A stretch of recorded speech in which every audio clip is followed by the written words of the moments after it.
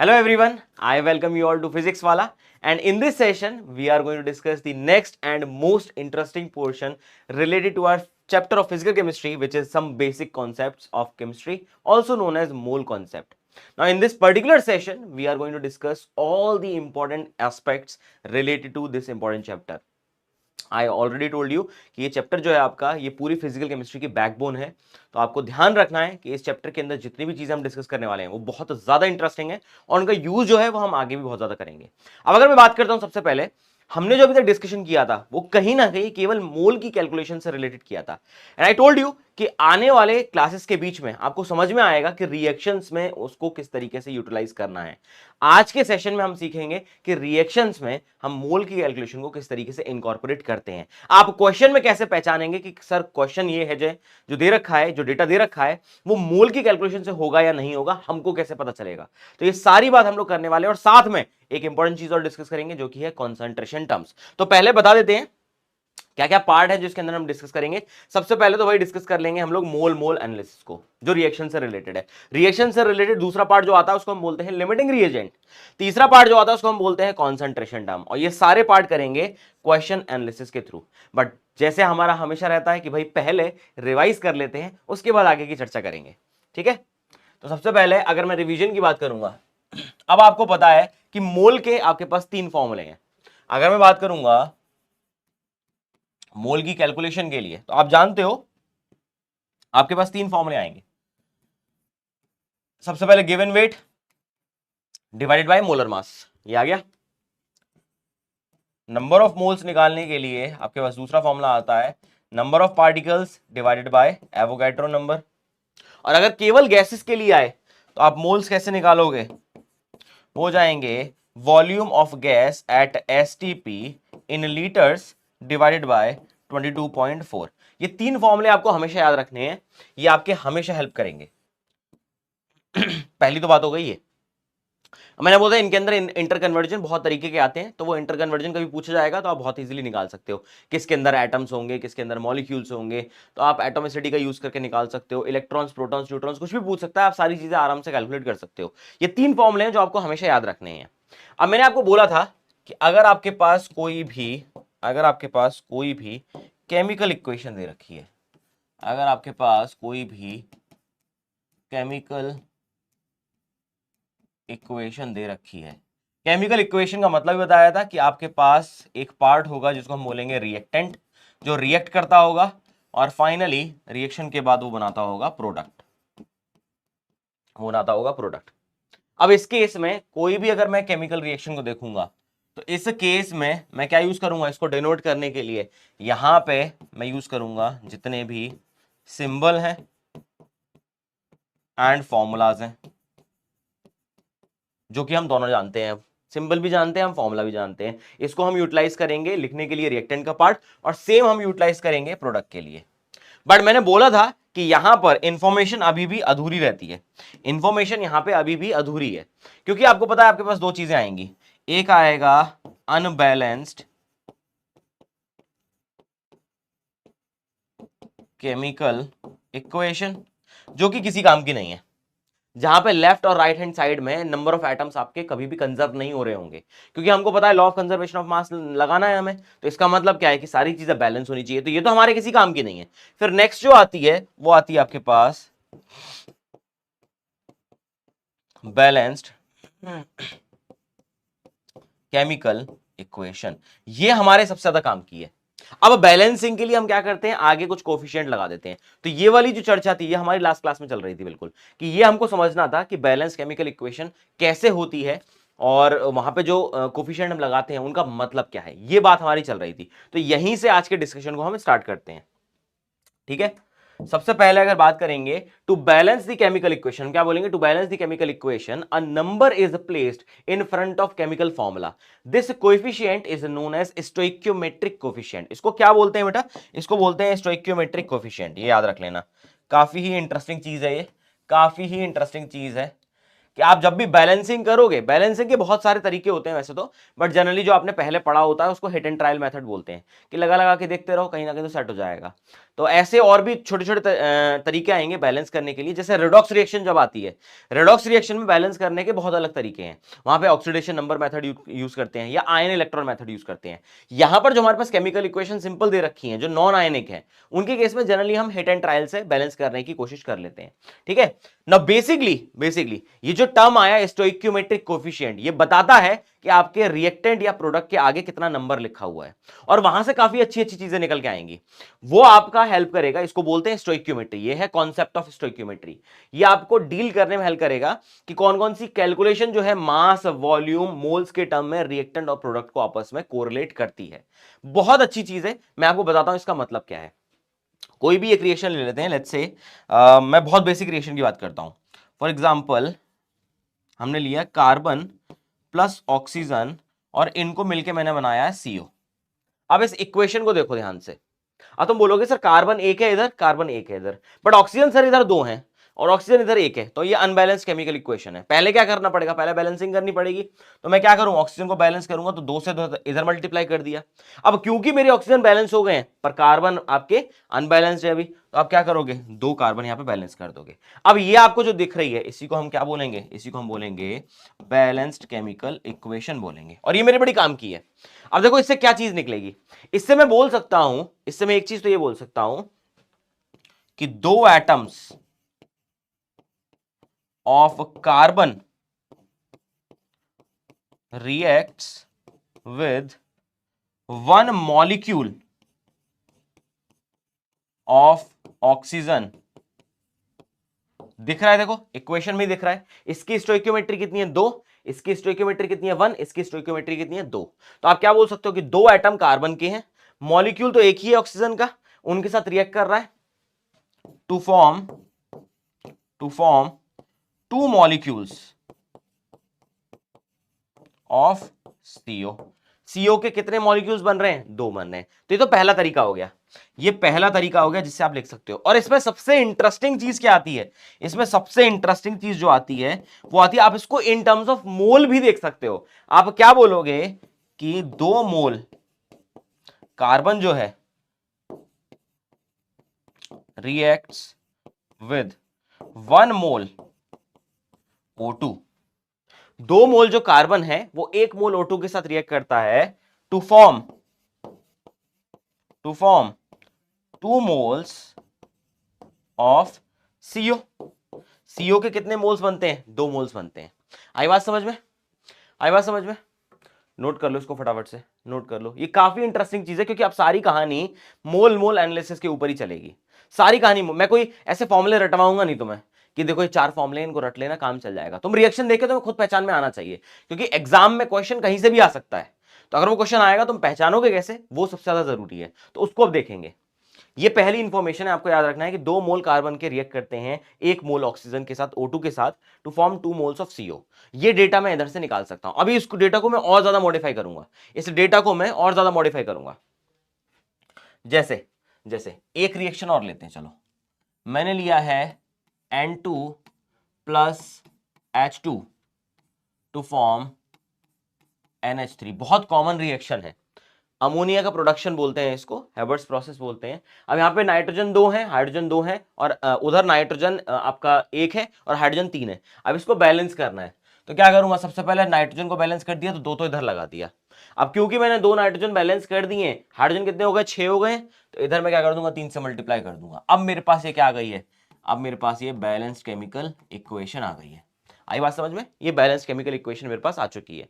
अब क्योंकि ये बैलेंस हो चुकी है, तो मैं क्या क्या डेटा एक्सट्रैक्ट कर सकता हूं, मैं क्या क्या डेटा यहां से एक्सट्रैक्ट कर सकता हूं, देखो ध्यान से। सबसे पहले मैं क्या बोलूंगा कि मेरे पास एक मॉलिक्यूल है, 1 molecule of N2 reacts with, और इसको नाइट्रोजन ही बोल दो ना, सीधी सीधी बात तो वही हुई आपकी। मॉलिक्यूल जब आप लिख रहे हो तो आप नाइट्रोजन यूज कर सकते हो। 1 molecule of nitrogen reacts with 3 molecules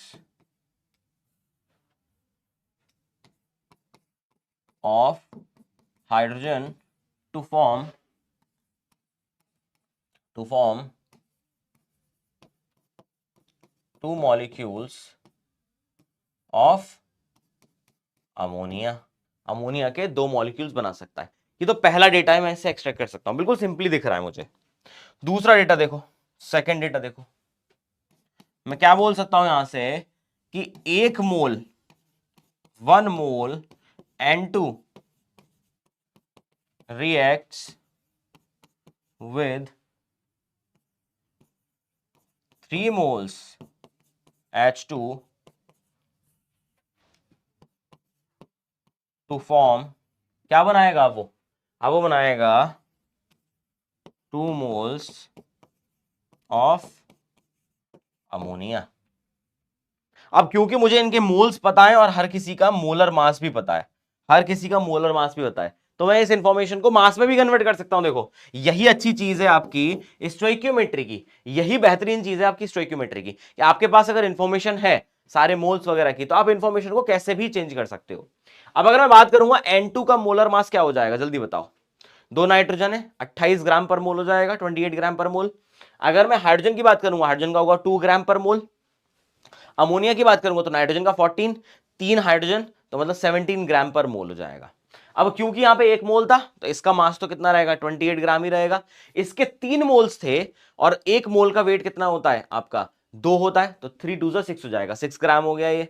इधर बात करूंगा तो 17 ग्राम जो था वो NH3 का था, 2 NH3 दे रखे हैं, तो कितना हो जाएगा, 34 हो जाएगा। तो आप क्या बोल सकते हो, आप बोल सकते हो कि 28 ग्राम ऑफ N2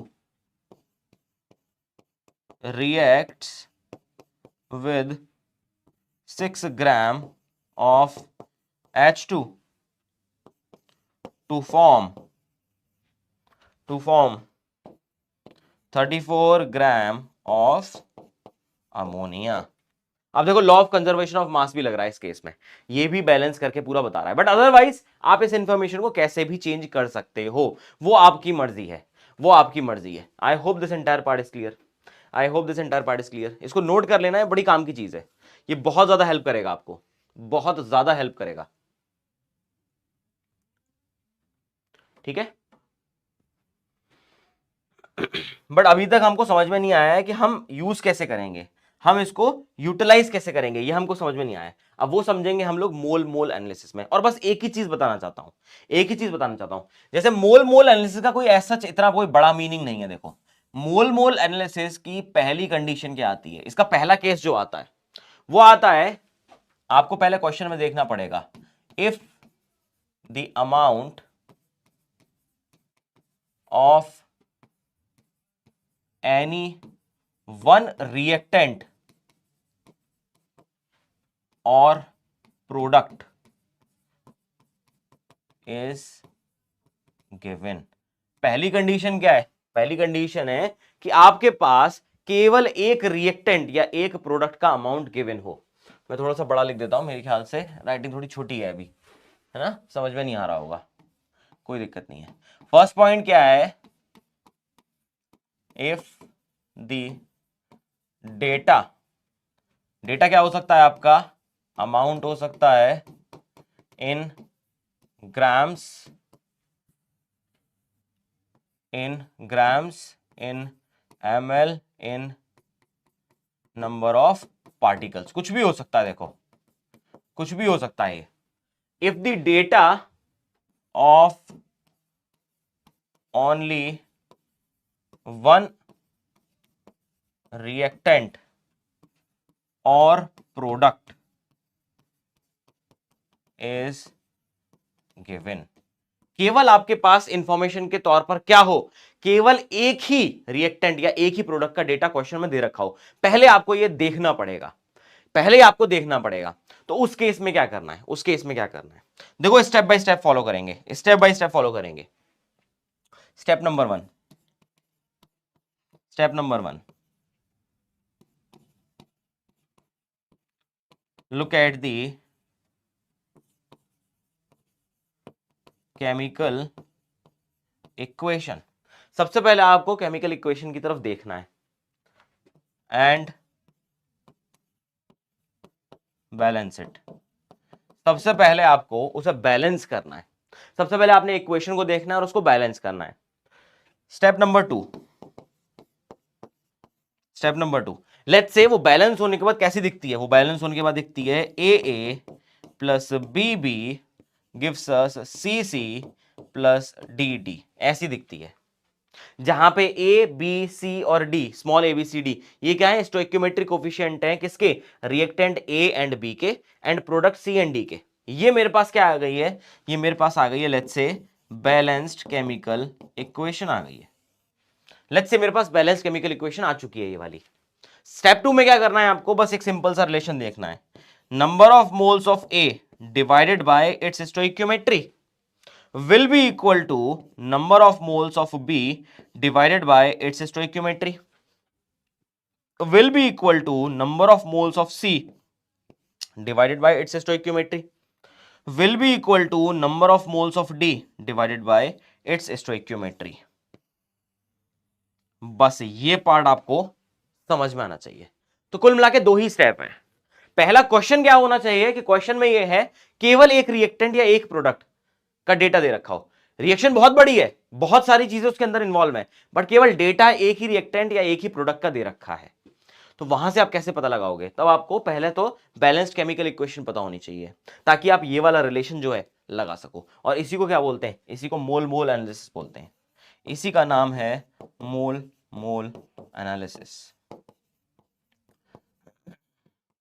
अब देखो क्वेश्चन क्या आता है, कई बार हम कंफ्यूज हो जाते हैं कि सर ने तो ये बताया था, बट सर ने सबसे पहले तुमको ये भी बताया था कि सब जगह नंबर ऑफ मोल्स हैं। तो डेटा चाहे किसी भी फॉर्मेट में दे रखा हो, सबसे पहला काम क्या होना चाहिए, नंबर ऑफ मोल्स निकालो भाई, तभी तुम्हारा काम चलेगा। यहां पे नंबर ऑफ मोल्स पता होंगे तभी तुम रिलेशन निकाल सकते हो। इसको नोट कर लो, इससे सिंपल कोई चीज नहीं है, इससे सिंपल कोई भी चीज नहीं है, ठीक है, फटाफट से नोट कर लो इसको। चलो अब देखो, जैसे पहला क्वेश्चन आता है, how many gram of HCl is needed for complete reaction with 69.6 gram of MnO2। Reaction आपको दे रखी है।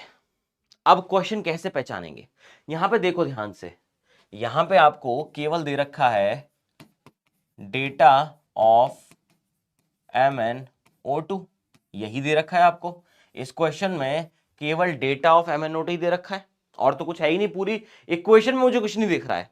तो मतलब केवल इस रिएक्शन में अगर MnO2 देखूंगा, एक रिएक्टेंट है। MnO2 क्या है, MnO2 इज अ रिएक्टेंट।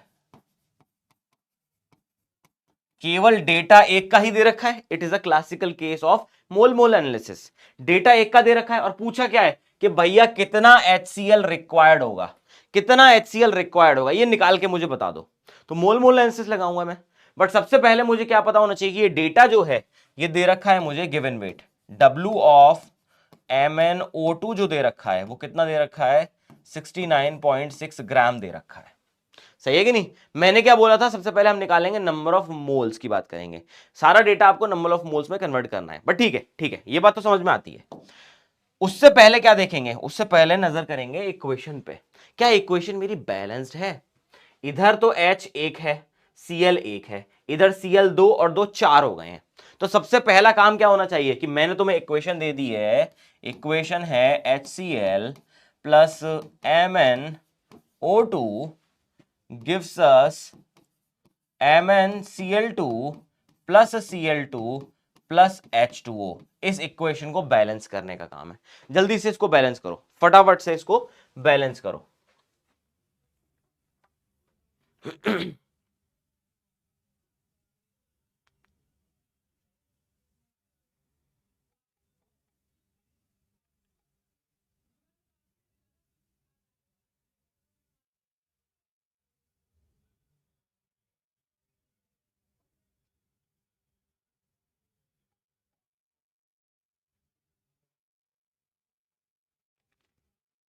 चलो जी, ठीक है।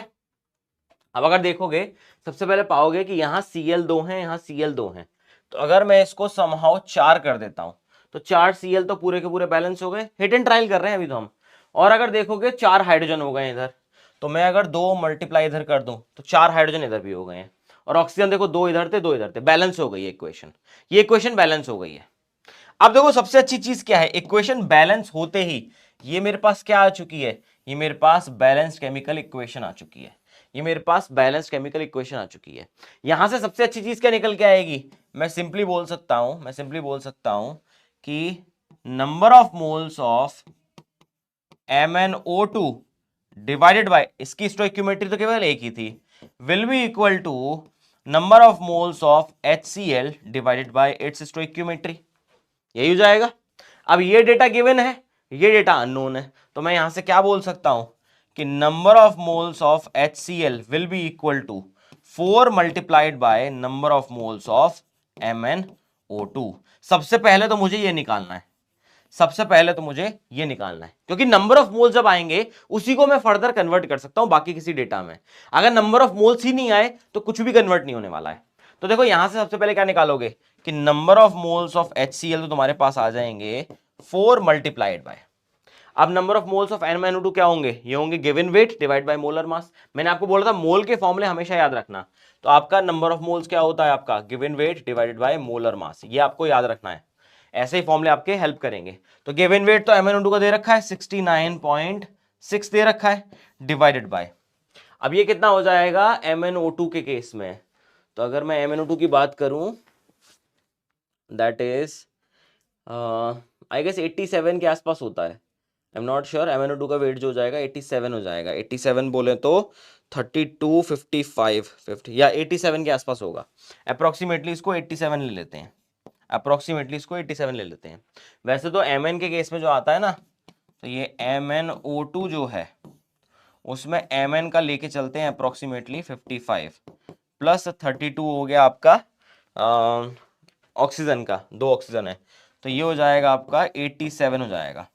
वैसे तो ये 54.9 के आसपास होता है, 93, 97 के आसपास होता है, I am not sure, but हाँ इसको अप्रोक्सीमेटली 55 आप ले सकते हो। तो ये क्या हो जाएगा 69.6 डिवाइडेड बाय 87 हो गया, मल्टीप्लाइड बाय 4, ये आ गए number of moles of HCl। इसको सॉल्व भी करके देख लेते हैं, देखो इसको पूरा सॉल्व कर लेते हैं। मैं देखो कैल्सी की यूज कर रहा हूं, तुम्हें करने की जरूरत नहीं है, तुम खुद करो तब आएगी कैलकुलेशन, ठीक है। अपने पास तो समय थोड़ा सा कम है इसलिए मैं कभी कभी यूज कर लेता हूं। तो हो जाएगा 69.6 डिवाइडेड बाय 87 मल्टीप्लाइड बाय 4, तो ये आ गया, बहुत अच्छी बात है, ये तो 3.2 आ गया। कितने मोल्स आ गए हैं HCl के, HCl के आ गए हैं 3.2 मोल्स आ गए हैं। अब देखो उसने पूछा है how many gram of HCl is needed, तो नंबर ऑफ मोल्स तो आ चुके हैं ना तुम्हारे पास। अब इसी फॉर्मूले को आगे एक्सटेंड कर दो, बस इसी फॉर्मूले को आगे एक्सटेंड कर दो, तुम्हारे पास ये पूरा डेटा तो आ चुका है, इसी को आगे यूज कर लो ना। क्या बोलोगे, number of moles of HCl will be equal to W of HCl divided by molar mass of HCl, सही है कि नहीं। तो यहां से W ऑफ HCl कितना आ जाएगा, W ऑफ HCl हो जाएगा कि नंबर ऑफ मोल्स कितने थे 3.2 थे, मल्टीप्लाइड बाय HCl का मोलर मास कितना होगा, Cl का होता है 35.5, H का होता है 1, तो ये कितना हो जाएगा 36.5 हो जाएगा, सही है।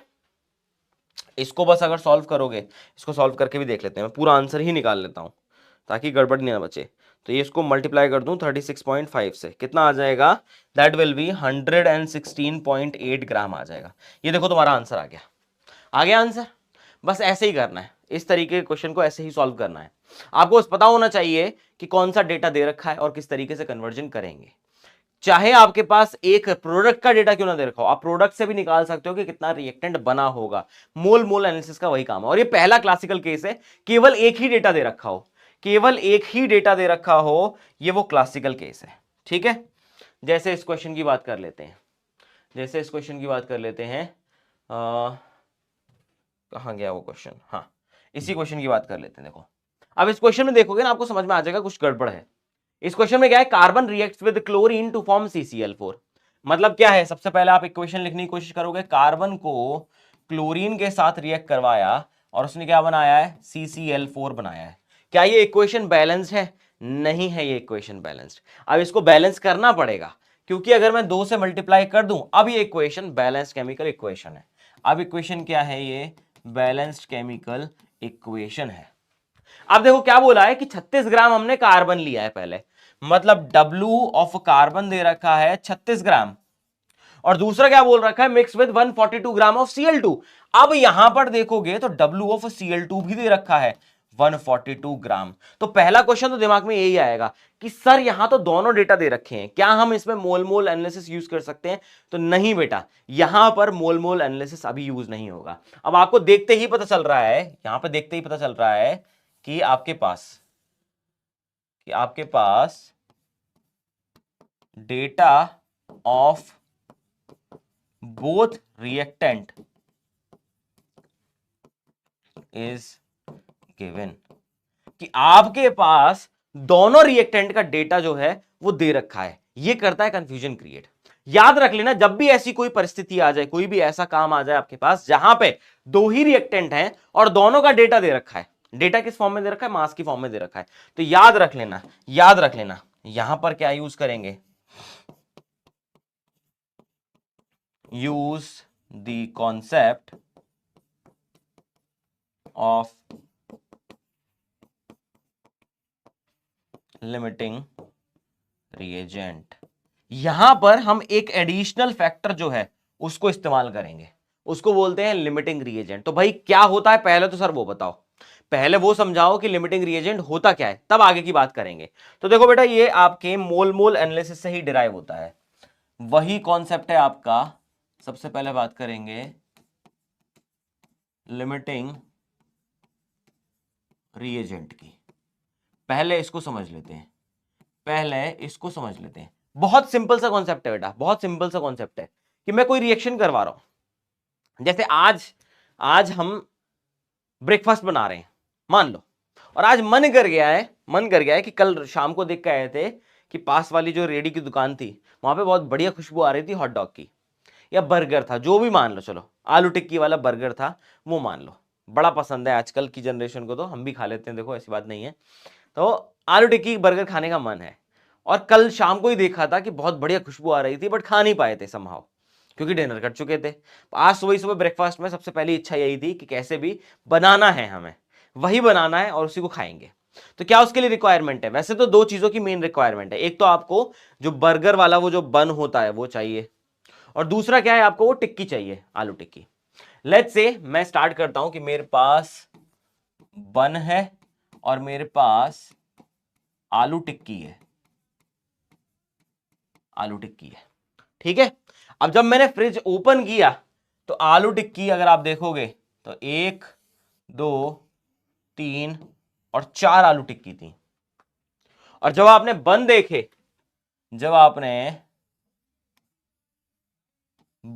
तो आपको 1 2 3 कितने बन देखे? केवल 3 ही बन देखे। बट आपने बोला कि चलो कोई दिक्कत नहीं है, हम बनाएंगे फिर भी सैंडविच। आपने क्या किया? आपने बनाना शुरू कर दिया, आपने सैंडविच बनाना शुरू कर दिया, और आपने ऐसा पाया कि सैंडविच जब मैंने बनाए थे या मैंने बर्गर जब बनाए थे तो मेरे पास 3 ही बर्गर बने। फाइनली मेरे पास 3 ही बर्गर बने, और एक मेरे पास आलू टिक्की जो थी वो एज इट इज रह गई। सही है कि नहीं? तो आप देखोगे कि इनिशियली आपके पास दोनों अमाउंट गिवन थे, बन भी पता थे आपको 3 है, आपको आलू टिक्की भी पता थी 4 है, और फाइनली जब आपने बर्गर बनाया तो वो कितने बने? केवल 3 ही बने, क्योंकि बन तो 3 ही थे प्रेजेंट, तो उनसे 3 ही बर्गर बन सकते थे, और एक आलू टिक्की आपकी एज इट इज रह गई। तो इसी चीज को समझो कि ऐसे रिएक्टेंट जो आपके प्रोडक्ट के अमाउंट को लिमिट करते हैं, या जो खुद कम अमाउंट में प्रेजेंट होते हैं, उनको तो हम क्या बोलते हैं? उनको हम बोलते हैं limiting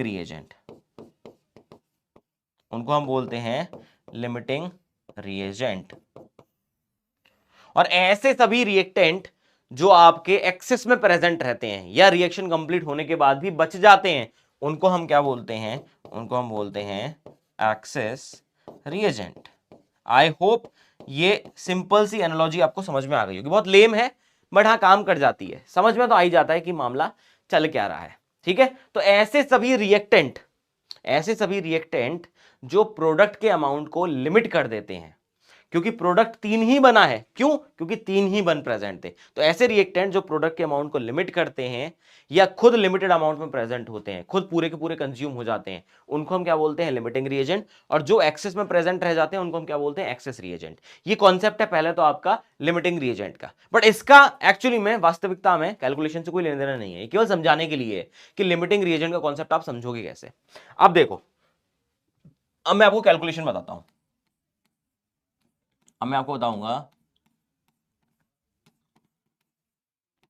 calculation of limiting reagent, ये मैं आपको बताऊंगा। अब देखो, फॉर एग्जांपल हम लेके चलते हैं एक बहुत सिंपल सी इक्वेशन, बहुत सिंपल सी इक्वेशन लेके चलो। जैसे मैं लेके चलता हूं कि जो मेरा NO है वो O2 के साथ रिएक्ट करता है और वो फाइनली क्या बना देता है? वो बनाता है NO2। ठीक है, वो बनाता है NO2। अब इसको देखो, क्या ये बैलेंस केमिकल इक्वेशन है? नहीं है। तो स्टेप नंबर 1 क्या होना चाहिए? स्टेप नंबर 1 क्या होना चाहिए? ये आपको पता है। आपको चाहिए किसी भी तरीके से बैलेंस्ड केमिकल इक्वेशन, तभी आप यूज कर सकते हो कॉन्सेप्ट को। First step is you need balanced chemical equation. तो क्या करोगे? आप कर दो 2 से इधर मल्टीप्लाई कर दो और 2 से इधर मल्टीप्लाई कर दो। देखो, 2 नाइट्रोजन, 2 दूनी 4 ऑक्सीजन, 4 ऑक्सीजन, बैलेंस हो गई है इक्वेशन। सबसे पहला काम क्या किया आपने? बैलेंस कर दिया इक्वेशन को। फिर देखो डेटा क्या दे रखा है। यहां पे मुझे इसका डेटा दे रखा था कि number of moles of NO जो थे वो हमारे पास कितने थे? वो आपके पास थे वो आपके पास थे, मान लो कितना लिया जाए, इसको ले लेते हैं 6 मोल्स। और number of moles of O2 जो थे वो आपके पास दे रखे थे 2 मोल्स। सही है, ये दे रखा था, ये डेटा गिवन था, ये डेटा जो था वो गिवन था आपको नंबर ऑफ मोल्स की फॉर्मेट में। अब देखोगे कैसे पहचानोगे क्वेश्चन लिमिटिंग रिएजेंट का? आप बोलोगे कि सर देखो दोनों रिएक्टेंट जो थे उनका अमाउंट पहले से ही दे रखा है, तो अब मैं आगे सॉल्व करूंगा। सबसे पहले आपको क्या निकालना है? Calculation of LR। LR के लिए आपको कुछ नहीं करना है, जितने भी मोल्स दे रखे हैं, जितने भी मोल्स ऑफ रिएक्टेंट दे रखे हैं, उसको आपने डिवाइड करना है उनके स्टोइक्योमेट्रिक कोफिशिएंट के साथ। आपने उनको डिवाइड करना है उनके स्टोइक्योमेट्रिक कोफिशिएंट के साथ, और आपको देखनी है लोएस्ट वैल्यू। जो लोएस्ट वैल्यू आएगी वही बताएगी LR के बारे में, बस इतना करना है।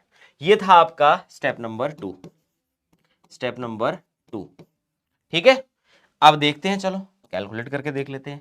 हमें क्या करना है? यहां पर अगर मैं बात करूं LR कैलकुलेशन की, किसके लिए? NO के लिए। अगर मैं बात करूं तो क्या आ जाएगा? आप बोलोगे कि नंबर ऑफ मोल्स तो दे रखे थे इसके 6, इसकी स्टोइक्योमेट्री कितनी थी? 2 थी, तो ये वैल्यू कितनी आ गई? ये तो 3 आ गई। अब अगर मैं बात करूंगा LR कैलकुलेशन की, किसके लिए? O2 के लिए। तो कैसे निकालोगे कि O2 के मोल्स तो रखे थे 2 और इसकी स्टोइक्योमेट्री है 1, तो ये कितना आ गया? 2 आ गया। अब इन दोनों में से छोटी वैल्यू कौन सी है? तुम सीधे सीधे कहोगे सर ये लोएस्ट वैल्यू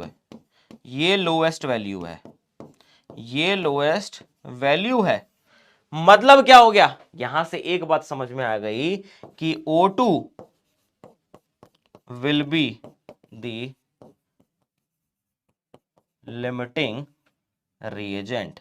चलो ये तो समझ में आ गया कि O2 एक लिमिटिंग रिएजेंट है, बट अब आगे कैसे सॉल्व करें? अब कोई मुझसे पूछ ले कि NO2 का अमाउंट कितना बना हुआ था, तो मैं कैसे सॉल्व करूंगा? किस तरीके से मुझे समझ में आएगा इसके केस में? तो बहुत आसान है। देखो, LR की कैलकुलेशन में ज्यादा कुछ कॉम्प्लेक्सिटी होती नहीं है। आपको बस अब एक चीज याद रखनी है कि अब आपको लगाना है मोल एनालिसिस यूजिंग ऑक्सीजन। अब आपको लगाना है लिमिटिंग रिएजेंट का कॉन्सेप्ट किसके अकॉर्डिंग? ऑक्सीजन के अकॉर्डिंग। बस क्योंकि आपके पास एक रिएक्टेंट पिक कर लिया है आपने, पहले आपके पास 2 थे, तो यहां से पिक करना किसको करना है वो समझ में नहीं आ रहा था कि एक का डेटा दे रखा और बाकी का निकाल लो, जैसे मैंने आपको पिछले वाले क्वेश्चन में बताया था। अब आपको पिक करना नहीं आ रहा था, यहां पे आपको पिक करना समझ में आ गया है कि आप पिक किसको करना है? ऑक्सीजन को पिक करना है, और उससे हम निकाल सकते हैं। और अब देखो इसमें जो नेक्स्ट क्वेश्चन मैं करवाऊंगा उसमें सारे डेटा आपको बताऊंगा कैसे कैसे करना है, तो बहुत ध्यान से समझना कि क्या क्या स्टेप हमको फॉलो करने हैं, ठीक है। चलो, अब ये क्वेश्चन आपको दे रखा था, ये क्वेश्चन आपको दे रखा था और मैंने बोला था कि यहां पे कॉन्सेप्ट क्या लगेगा, लिमिटिंग रिएजेंट का लगने वाला है, क्योंकि ये सारा डेटा दे रखा है। अब देखो स्टेप बाय स्टेप सारा करेंगे, स्टेप बाय स्टेप करेंगे। अब क्योंकि ये क्या दे रखा है, अमाउंट दे रखा है, अमाउंट दे रखा है, मैं नंबर ऑफ मोल्स में बिलीव करता हूं। सबसे पहले क्या करोगे आप, number of moles of carbon निकाल लो, जो क्या हो जाएगा W of carbon divided by the molar mass of carbon. तो इसको करोगे तो हो गया 36 डिवाइडेड बाय कार्बन का कितना होता है 12 होता है।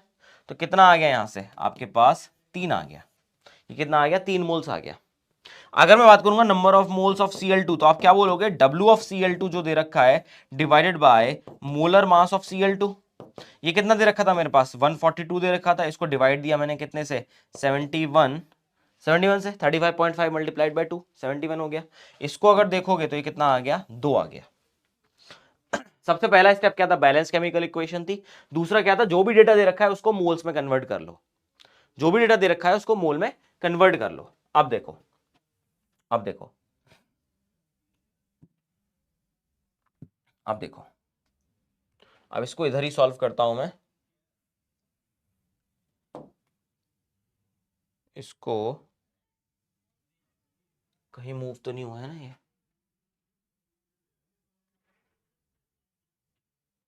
हाँ ठीक है, ठीक है। अब इसको मैं आप लोगों के लिए सॉल्व करता हूं एक बार। सेम ही क्वेश्चन है, अब हमको पता है कि यहाँ पे 2 डेटा दे रखे हैं, डेटा को कैसे कन्वर्ट करना था वो सारा देख लिया। सबसे पहले क्या है, सबसे पहले क्या है कि मेरे पास एक इक्वेशन है कि carbon plus 2Cl2 gives us CCl4, और ये मेरे पास क्या है, this is balanced chemical equation. ये मेरे पास क्या आ चुकी है, एक बैलेंस्ड केमिकल इक्वेशन आ चुकी है, सही है कि नहीं। सबसे पहले मैंने देखा था कि number of moles of carbon कितने आए थे मेरे पास, ये तो 3 आए थे। Number of moles of Cl2 कितने आए हैं मेरे पास, 2 आए हैं।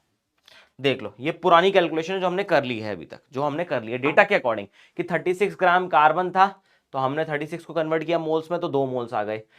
Cl2 दे रखा था आपका 142, हाँ 142 दे रखा था, तो 71 से उसे डिवाइड करूंगा तो आपका 2 आ जाएगा। तो ये सारी इंफॉर्मेशन आपके पास आ गई है। अब 2 डेटा दे रखे हैं, क्वेश्चन किसका होना चाहिए, लिमिटिंग रिएजेंट का। तो क्या करेंगे हम लोग, लिमिटिंग रिएजेंट निकालेंगे, हम लोग लिमिटिंग रिएजेंट निकालेंगे। सबसे पहले कार्बन के केस में निकालूं मैं, सबसे पहले कार्बन के केस में निकालूं तो क्या हो जाएगा, कार्बन के नंबर ऑफ मोल्स दे रखे हैं 3 और उसकी स्टोइकियोमेट्री कितनी है 1, तो ये कितनी वैल्यू आ गई, ये तो आ गई 3। अगर मैं लिमिटिंग रिएजेंट निकालता हूं किसके लिए, Cl2 के लिए, तो आप देखो क्या आ जाएगा यहाँ पे, वो आ जाएगा कि नंबर ऑफ मोल्स तो दे रखे हैं इसके 2 और यहां पे स्टोइकियोमेट्री भी कितनी है 2, ये आ गया 1। तो एक तरफ आ रहा है 3, एक तरफ आ रहा है 1, आप क्या बोलोगे, यही तो लिमिटिंग रिएजेंट है, यही तो लिमिटिंग रिएजेंट है। क्योंकि ये लोएस्ट वैल्यू है तो आप क्या बोलोगे, Cl2 जो है वही मेरे लिए लिमिटिंग रिएजेंट। तो पहले तो आपने डिसाइड कर लिया कि कौन लिमिटिंग रिएजेंट आने वाला है। अब नेक्स्ट काम क्या होगा, बस मोल मोल एनालिसिस होगा, बस मोल मोल एनालिसिस होगा। उसने क्वेश्चन में क्या पूछा पहले ये देखो, वो क्वेश्चन में पूछ रहा है calculate the mass of CCl4 produced and the remaining mass of the reactant. बिल्कुल सही बात है, एक तो एक्सेस रिएजेंट है ना, तो आप क्या बोल दोगे कि कार्बन जो है वो तो एक एक्सेस रिएजेंट है, तो ये तो रह जाएगा। तो क्वेश्चन में तो यही पूछेगा ना वो कि ये कितना रह गया है और ये कितना बना होगा, ये तो पूछेगा ही। चलो अब करेंगे यूज मोल मोल एनालिसिस, यूज मोल मोल एनालिसिस। अब देखो ध्यान रखना 2 बार यूज करना पड़ेगा। पहले यूज करेंगे, फर्स्ट स्टेप में यूज करेंगे क्या, number of moles of Cl2 divided by इसकी स्टोइकियोमेट्री कितनी है 2 विल बी इक्वल टू, इसका अमाउंट निकालना है तो number of moles of CCl4 divided by इसकी स्टोइकियोमेट्री कितनी है 1, लगा दिया।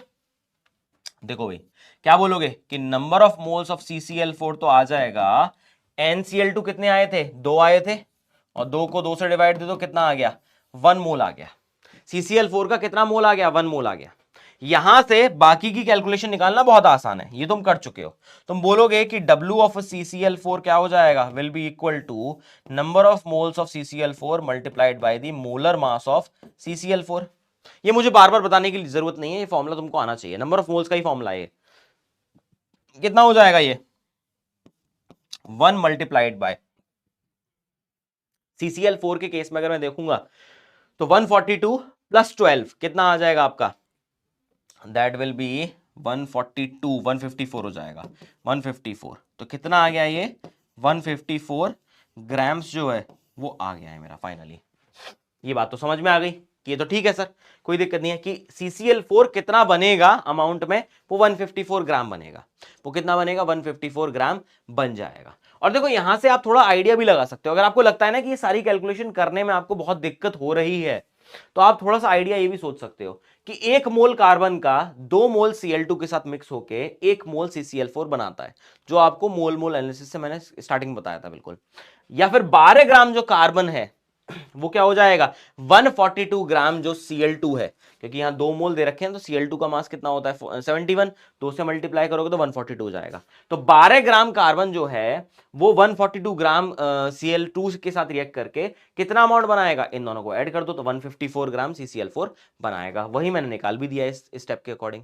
तो आप वैसे करना चाहते हो, आपको लगता है कि वो इजी आपके लिए पड़ेगा, आप वैसे कर लो, बट उसमें यही है कि आपको बार बार कैलकुलेशन करनी पड़ेगी। यहां कैलकुलेशन स्ट्रेट फॉरवर्ड है, आप सीधे सीधे निकाल सकते हो। अब देखो इसका सेकंड स्टेप तो और ज्यादा आसान है, सेकंड स्टेप इसका और ज्यादा आसान है। अब आप देखोगे कि number of moles of Cl2 divided by its stoichiometry will be equal to number of moles of carbon जो कि रिएक्ट हुए होंगे, जो कि रिएक्ट हुए होंगे, डिवाइडेड बाय उसकी स्टोइक्योमेट्री कितनी थी 1 थी। तो आप यहां से बोल सकते हो कि number of moles of carbon जो कि रिएक्ट किए हैं वो कितने होंगे, जो खर्च हो गए बेसिकली वो हो जाएंगे आपके, वो भी 1 आ जाएगा क्योंकि ये 2/2 कितना आ जाएगा 1 आ जाएगा। तो यहां से आप बोल सकते हो कि W ऑफ कार्बन जो रिएक्ट किया है वो कितना होगा, वो तो 12 ग्राम ही होगा, वो तो केवल 12 ग्राम ही होगा। अब डायरेक्टली लिख रहा हूं मैं, डायरेक्टली लिख रहा हूं, तो आप बोलोगे कि W ऑफ कार्बन जो एक्सेस में पड़ा हुआ है, जो एक्सेस में पड़ा हुआ है वो कितना हो जाएगा, टोटल अमाउंट W कार्बन जो टोटल था माइनस W कार्बन जो रिएक्ट कर गया, यही करोगे ना। टोटल कितना लिया था मैंने यहां पे 36 ग्राम लिया था, टोटल कितना था 36 था, माइनस रिएक्ट कितना कर गया 12 कर गया, तो आप क्या बोलोगे 24 ग्राम तो अभी भी पड़ा हुआ है। आई बात समझ में, क्लियर है। इस तरीके से आप ऐसे क्वेश्चंस को सॉल्व कर सकते हो, बस आपको पहचानना आना चाहिए। एक बार पहचानना सीख गए तो आपके लिए बहुत आसान हो जाएगा। देखो मैंने प्रैक्टिस के लिए एक क्वेश्चन रखा है, 2 क्वेश्चन रखे हैं वैसे तो, जो आपकी हेल्प कर सकते हैं। एनसीईआरटी से ही है, ये काफी अच्छे क्वेश्चन है जो आपको डायरेक्टली आइडिया बता देंगे लिमिटिंग रिएजेंट के पर्पस का, कि क्या हो रहा है लिमिटिंग रिएजेंट में। क्या है, dinitrogen and dihydrogen react with each other to produce ammonia according to the following chemical equation.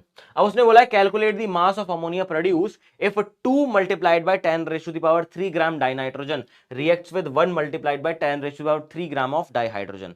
देखो यहां पे एक इक्वेशन दे रखी है, बैलेंस केमिकल इक्वेशन है, और डेटा दोनों रिएक्टेंट का दे रखा है, तो तुरंत दिमाग में क्लिक करना चाहिए कि लिमिटिंग रिएजेंट से ही ये क्वेश्चन होने वाला है। अब उसने पूछा है will any of the two reactant remain unreacted, क्या कोई रह जाएगा, तो पहले आप निकाल के देखो कि कोई लिमिटिंग रिएजेंट है भी या नहीं। अगर दोनों की वैल्यू सेम आ रही है मतलब दोनों कंज्यूम हो जाएंगे, अगर किसी की कम और किसी की ज्यादा आ रही है तब आप बोलोगे कि लिमिटिंग रिएजेंट का कॉन्सेप्ट यहां लगने वाला है। और फिर पूछा है कि अगर है तो कितना अमाउंट बचेगा। तो ये क्वेश्चन आपकी प्रैक्टिस के लिए आप कर सकते हो बहुत आसानी से, आपको समझ में आ जाएगा कि मामला चल क्या रहा है। एक क्वेश्चन और रखा है मैंने आप लोगों के लिए, ये वाला क्वेश्चन बहुत अच्छा है, ये आपको लिमिटिंग रीजन के बेसिक समझाने में हेल्प करेगा कि लिमिटिंग रीजन कैसे कैसे लग सकता है, एटम्स की फॉर्म में, मॉलिक्यूल्स की फॉर्म में, अमाउंट की फॉर्म में किस तरीके से लगेगा। कि मेरे पास एक रिएक्शन है, identify the limiting reagent if any in the following mixture.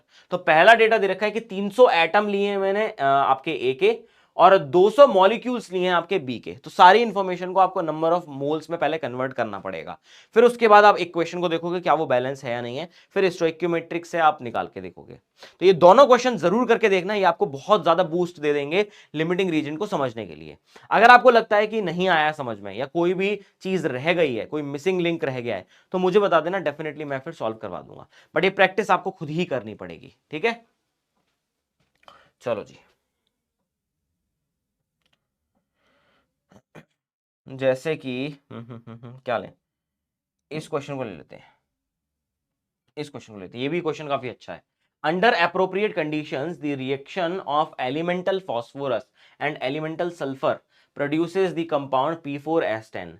How much P4S10 can be prepared starting with 10 gram of P4 and 30 gram of S8? तो एक काफी अच्छी इक्वेशन है, इसको पहचानना है। सॉरी, इसके ऑप्शन शायद these are not correct, these are not at all correct. Let me just try to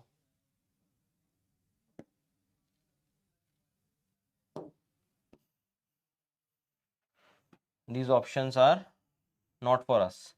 ये मे भी टाइपो एरर रह गया है थोड़ा सा, ठीक है।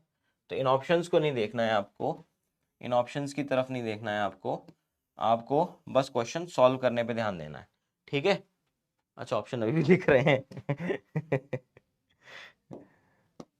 अब नहीं दिखेंगे शायद, हाँ अब नहीं दिखेंगे, बिल्कुल सही है, अब नहीं दिखेंगे, ठीक है। ये ऑप्शन अपने काम के नहीं है, देखो, ठीक है, मे भी टाइपो एरर रह गया है, ठीक है।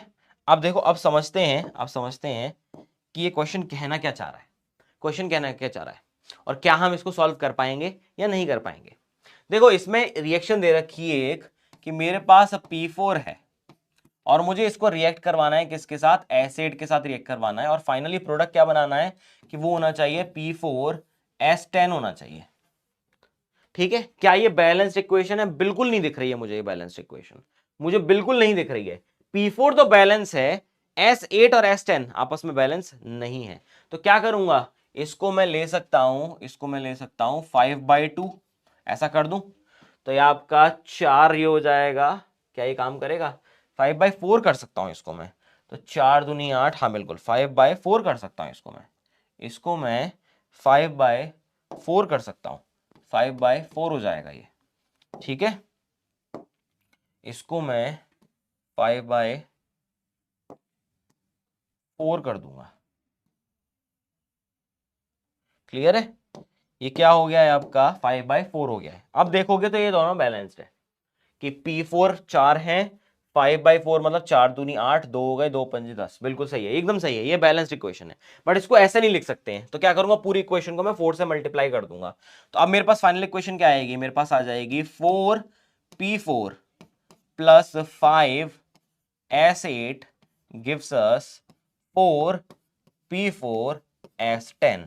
इसको अब ध्यान से देखो, 4 4 16, 4 4 16, 40 एंड 40, बिल्कुल इक्वेशन बैलेंस्ड है। मतलब अब मेरे पास क्या आ गई है, now I have balanced chemical equation.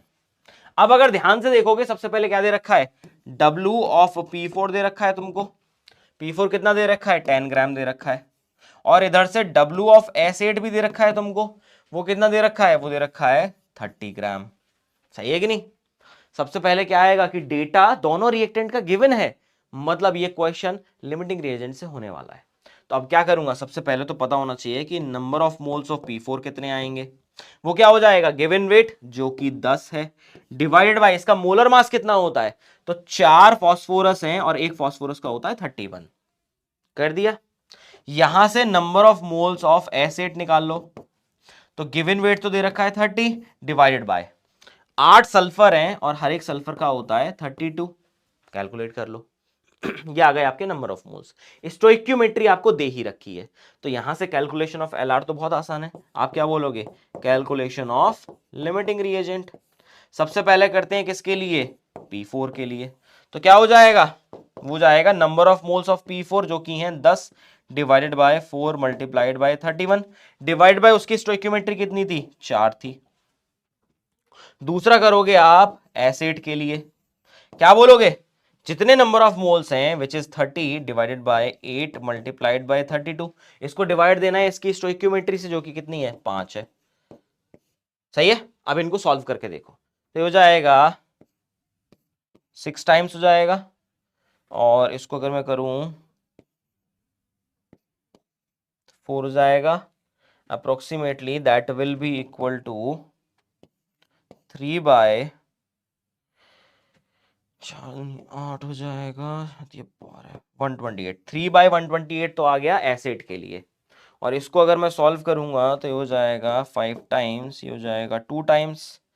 इसको अगर मैं सॉल्व करूं दैट विल बी 5 बाय 4 दूनी 8, 8 8 5 बाई 248 कितना आ जाएगा? 5 बाई 248। अब इसको सॉल्व करके देख लेते हैं। देखो कितना आएगा, 5 divide by 248 will be 0.02, approximately आएगा 0.02। और उसको अगर मैं करूंगा 3 डिवाइड बाय 128 विल बी 0.023, ये कितना आएगा? 0.023 आएगा। अब क्योंकि ये वैल्यू कम आ रही है, क्योंकि ये वैल्यू आपकी कम आ रही है, ये कौन सी आ गई है? ये लोएस्ट आ गई है, ये लोएस्ट वैल्यू आ गई है। बस यहीं से आपको समझ में आ जाएगा, यहीं से आपको समझ में आ जाएगा कि अब क्वेश्चन में आगे कैसे बढ़ना है। आप बोल दोगे कि जो हमारा P4 है वही क्या हो जाएगा? एक लिमिटिंग रिएजेंट हो जाएगा, वही हमारा एक लिमिटिंग रिएजेंट हो जाएगा। देखो वही कैलकुलेशन चलिए, मैंने कुछ नहीं किया है, मैंने कुछ नहीं किया, जैसे कैलकुलेशन होती है वैसे ही किया है। वहां से समझ में आ गया P4 लिमिटिंग रिएजेंट। उसने क्या बोला है कि P4S10 कितना बनना चाहिए, P4S10 कितना बनना चाहिए। तो अब क्या यूज करूंगा? यूज मोल मोल एनालिसिस। कर लो भाई यूज, कुछ नहीं है, बहुत आसान है। आप बोलोगे number of moles of P4 divided by उसकी स्टोइकियोमेट्री कितनी है? 4 है, will be equal to number of moles of P4S10, और इसकी स्टोइकियोमेट्री कितनी है? इसकी स्टोइकियोमेट्री भी 4 ही है। बहुत बढ़िया, बहुत बढ़िया। तो यहां से तो सीधे सीधे आप इसको कैंसिल आउट कर दो और आप बोल दो कि number of moles of P4S10 कितने हो जाएंगे? जो हो जाएंगे equal of number of moles of P4, जो कि हमने निकाले भी थे। कितने थे? 10 बाय कितना हो जाएगा? 4 4 12, 124 हो जाएगा, 10/124 हो जाएगा। यहां से क्या निकालना है आपको? बस ये निकालना है कि W ऑफ P4S10 कितना होगा। वो हो जाएगा number of moles of P4S10 multiplied by आपका मोलर मास ऑफ P4S10। बस यही आपको सॉल्व करना है। नंबर ऑफ मोल्स आपको दे रखे हैं 10 डिवाइड बाय 124, मल्टीप्लाई कर दो P4S10 के मोलर मास से, बस आपका काम हो गया। तो कितना हो जाएगा? 320 तो सल्फर का हो गया, 10 सल्फर है ना, 320 हो गया। 4 फॉस्फोरस है, 124 इसका हो गया। तो 124 दैट विल बी 320, 444 हो जाएगा। तो 444 multiplied by 10 divide by 124 that will be the final answer. देख रहे हो कितना आसान है, कितना आसान है। बस ये है कि थोड़ा सा लेंदी प्रोसेस हो जाता है, बट हाँ ये प्रोसेस बहुत ईजी है। ठीक है, चलो जी, ये मेन कॉन्सेप्ट था मोल मोल एनालिसिस का और रिएक्शंस का। तो रिएक्शन में आपको पहले याद रखना है, मैं आपको समेशन में बता भी देता हूं कि अगर केवल एक ही डेटा दे रखा है तो आप डायरेक्टली मोल मोल एनालिसिस को यूज करो और उससे बाकी सारे डेटा निकाल लो। अगर आपके पास 2 रिएक्टेंट के डेटा दे रखे हैं या 2 प्रोडक्ट के डेटा दे रखे हैं, आप समझ जाना कि कॉन्सेप्ट जो है वो लिमिटिंग रिएजेंट से होने वाला है। पहले आपको निकालना पड़ेगा कि कौन सा लिमिटिंग रिएजेंट होने वाला है, उसी के थ्रू फिर आप मोल मोल एनालिसिस लगाओगे और तब आगे की कैलकुलेशन करोगे। ठीक है, चलो अब इसके बाद जो मैं डिस्कशन करना चाहता हूं, इसके बाद जो मैं डिस्कशन करना चाहता हूं, उस टर्म को हम लोग क्या बोलते हैं? उसको हम बोलते हैं, उसको हम बोलते हैं कॉन्सेंट्रेशन टर्म्स। क्या बोलते हैं उसको? कॉन्सेंट्रेशन टर्म्स बोलते हैं। बहुत सिंपल सा मीनिंग है। देखो पहले तो आप मान के चलो कि ये कॉन्सेंट्रेशन टर्म जो कॉइन हुआ था वो एक चीज है आपके पास जिसको हम बोलते हैं सॉल्यूशन, इसके लिए डिफाइन हुआ था। सॉल्यूशन का मतलब होता है कि सॉल्यूशन आपका एक होमोजेनस मिक्सचर है, इट्स अ होमोजेनस मिक्सचर। ये क्या है आपका? एक होमोजेनस मिक्सचर है ऑफ 2 कंपोनेंट्स, 2 कंपोनेंट्स का ये क्या है? एक होमोजेनस मिक्सचर है। कौन कौन से कंपोनेंट्स होते हैं वो 2? एक को तो हम बोलते हैं सॉल्यूट और एक को हम बोलते हैं सॉल्वेंट। ठीक है, जनरली यहां पर कंफ्यूजन सबसे ज्यादा होती है कि सॉल्यूट और सॉल्वेंट को डिटरमाइन कैसे करेंगे। तो ऐसा बोला जाता है कि जिसके लेस नंबर ऑफ मोल्स होते हैं, जिसके लेस नंबर ऑफ मोल्स होते हैं वही आपका क्या होता है? वही सॉल्यूट होता है। और जिसके generally more number of moles होते हैं उसी को हम क्या बोलते हैं? उसी को हम बोलते हैं सॉल्वेंट। आई बात समझ में? तो पहली बात, ये जितने भी कॉन्सेंट्रेशन टर्म्स हैं ये आपके किसके लिए डिफाइन होते हैं? ये सॉल्यूशन के लिए डिफाइन होते हैं, और सॉल्यूशन एक होमोजेनस मिक्सचर है सॉल्यूट और सॉल्वेंट का। अब कॉन्सेंट्रेशन का मतलब क्या होता है? नेक्स्ट चीज तो यही आती है ना, पहले इसको समझ लेते हैं कि कॉन्सेंट्रेशन का मतलब क्या है। कॉन्सेंट्रेशन का मतलब क्या है? तो basically amount of solute dissolved in a given amount of solution, कि मेरे पास एक सॉल्यूशन है, उसमें कितना अमाउंट मेरे सॉल्यूट का प्रेजेंट है, वही मेरी कॉन्सेंट्रेशन होगी, वही मेरी कॉन्सेंट्रेशन होगी। अब देखो, अमाउंट एक जेनरिक टर्म है। अमाउंट आप ग्राम में ले सकते हो, आप मोल्स में ले सकते हो, आप वॉल्यूम में ले सकते हो, किसी भी तरीके से ले सकते हो। इसका मतलब क्या है कि कॉन्सेंट्रेशन के जो टर्म्स हैं वो चेंज होते जाएंगे आपके। तो ये बेसिक मीनिंग है आपका कॉन्सेंट्रेशन के बारे में। आई होप ये आपको समझ में आ गया होगा कि मैं बात क्या कर रहा हूं। मतलब क्या है कि आप किसी भी सॉल्यूट का कितना अमाउंट लेते हो एक गिवन अमाउंट ऑफ सॉल्यूशन के अंदर, जनरली वही जो टर्म निकल के आता है उसी को हम बोलते हैं कॉन्सेंट्रेशन। अब क्योंकि अमाउंट किसी भी तरीके से हो सकता है, तो इसका मतलब कॉन्सेंट्रेशन टर्म्स के मीनिंग भी अलग अलग होते जाएंगे। अब इसमें जो पहला वाला आता है, जो सबसे फर्स्ट कॉन्सेंट्रेशन टर्म आता है जिसकी मैं बात करना चाहता हूं, वो आता है आपका परसेंटेज वाला। वो आएगा आपका परसेंटेज वाला। ये परसेंटेज के कॉन्सेंट्रेशन टर्म बहुत कॉमन है, बहुत अच्छे तरीके से देखे जाते हैं। यहां पर आप तीन टर्म्स डिफाइन करते हो। सबसे पहला जो होता है वो होता है परसेंटेज बाय मास। क्या होता है? First one is percentage by mass. इसको हम लोग ऐसे भी लिखते हैं परसेंटेज एम बाय एम, या फिर आपको परसेंटेज डब्ल्यू बाय डब्ल्यू भी लिखा हुआ मिल जाएगा। दूसरा इसके अंदर जो आता है वो आता है परसेंटेज बाय वॉल्यूम। तो सेम चीज को अगर मैं वॉल्यूम में डिटरमाइन कर रहा हूं तो वो वॉल्यूम हो जाएगा। तो इसको कैसे लिखते हैं? परसेंटेज वी बाय वी भी लिखते हैं। और तीसरा जो आता है इसके अंदर उसको हम बोलते हैं परसेंटेज मास बाय वॉल्यूम। इसको हम बोलते हैं परसेंटेज मास बाय वॉल्यूम, जो क्या हो जाएगा, जिसको हम लिखते हैं परसेंटेज डब्ल्यू बाय वी भी लिखते हैं। ये तीनों ही टर्म जो हैं ये परसेंटेज वाले हैं, ये तीनों ही टर्म आपके परसेंटेज वाले हैं। ठीक है। अब इस केस में आप डिफाइन कैसे करोगे? तो जो ये डेफिनेशन थी ना, इसी को मैं यूज करता जाऊंगा और आपको सारे के सारे टर्म्स जो है ना वो क्लियर होते जाएंगे बिल्कुल। कैसे? अगर मैं सबसे पहले बात करता हूं किसकी? परसेंटेज बाय मास की। तो देखो बहुत सिंपल सा है, बहुत सिंपल सा है। क्या है आपका? इसको अगर समझ लिया ना तो बाकी दोनों तो बहुत आसानी से समझ में आ जाएंगे। आप क्या बोलोगे? वेट ऑफ सॉल्यूट, जो कि किस में निकालेंगे हम लोग? ग्राम्स में। Present in 100 gram solution. तो जनरली कंपैरिजन जो होता है ना वो सॉल्यूट का सॉल्यूशन के साथ होता है। तो क्या बोला है कि जो भी आपका गिवन वेट है सॉल्यूट का, जो 100 ग्राम सॉल्यूशन के अंदर प्रेजेंट हो, वही क्या हो जाएगा? मेरा परसेंटेज बाय मास हो जाएगा।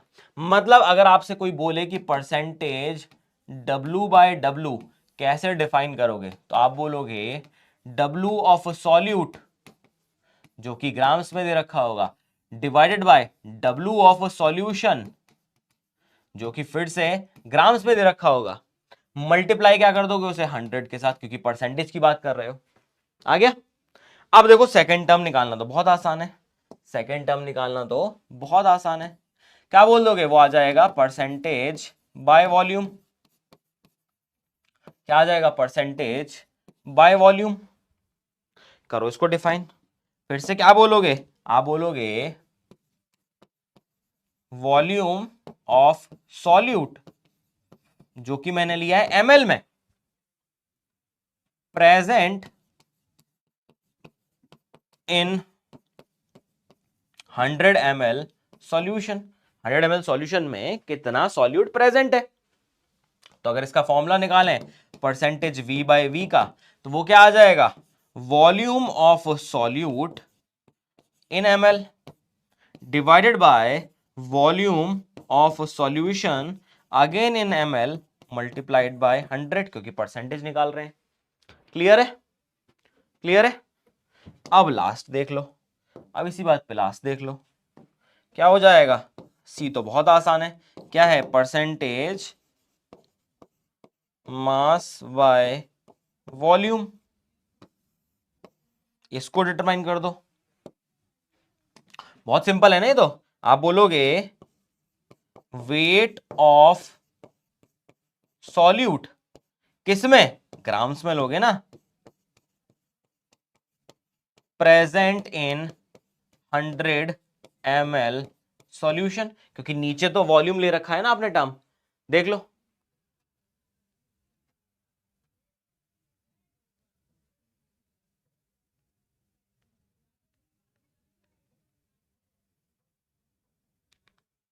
देख लो भाई, तो आप क्या बोलोगे, आप बोलोगे कि यहां से परसेंटेज W बाय V क्या आने वाला है, सारे फॉर्मूले सब कुछ सेम चलने वाला है। देखो क्या बोलोगे, इसको बोल दोगे W ऑफ सॉल्यूट, जो कि आप निकालोगे ग्राम्स में, divided by volume of solution, जो कि आप निकालोगे ml में, मल्टीप्लाइड बाय 100 करोगे, मल्टीप्लाइड बाय 100 करोगे। आई बात समझ में? तो ये तीन फॉर्मूले हैं आपके जो एक तरीके से चलते हैं केवल परसेंटेज की फॉर्म में। एक बात और मेंशन करना चाहता हूं, क्योंकि यहां पे हम बात कर रहे हैं, नोट कर लेना, देखो इस चीज को नोट कर लेना, बहुत इंपॉर्टेंट है, नोट कर लेना, बहुत इंपॉर्टेंट है, क्योंकि हम बात कर रहे हैं किसकी, सॉल्यूशन की, जो कि क्या होता है, it is a combination of solute plus solvent. इन दोनों का मिक्सचर है ये, इन दोनों का मिक्सचर है ये, बिल्कुल सही बात है। तो मैं ये चीज बोल सकता हूं यहां से कि W of solution will be equal to W of solute plus W of solvent. एक तो ये याद रखना है आपको कि ऐसा हो सकता है, बिल्कुल पॉसिबल है।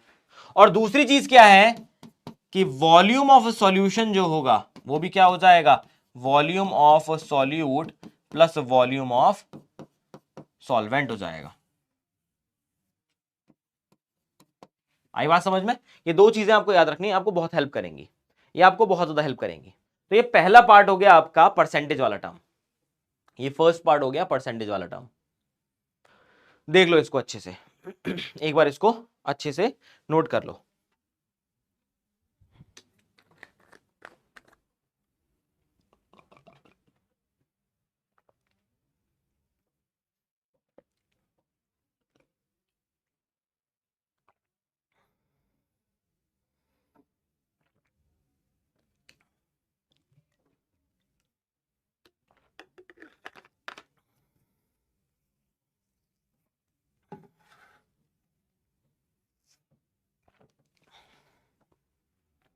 ठीक है, चलो अब जैसे बात करते हैं, इस क्वेश्चन की बात कर लेते हैं, काफी अच्छा क्वेश्चन है। 40% by mass of urea is obtained when 100 gram of urea is dissolved in enough water to make 100 ml solution. The density of the solution will be. अब क्वेश्चन को देख के आपको लगेगा कि ये तो कुछ समझ में ही नहीं आ रहा है, इस क्वेश्चन में क्या हो गया है सर, हमें थोड़ा सा पहले बेसिक आइडिया दो कि किस तरीके से क्वेश्चन सॉल्व करेंगे, क्या क्या करेंगे। तो ठीक है बेटा, मैं समझ गया तुम्हारी बात, और एक बेसिक से आइडिया ले लेते हैं कि जितने भी कॉन्सेंट्रेशन टर्म हमने अभी पढ़े हैं उनके क्वेश्चन को यूज कैसे करना है, उनके क्वेश्चन को यूज कैसे करना है वो समझते हैं। ठीक है, देखो बिल्कुल बेसिक से स्टार्ट करेंगे बेटा, बिल्कुल बेसिक से स्टार्ट करेंगे। पहला पार्ट,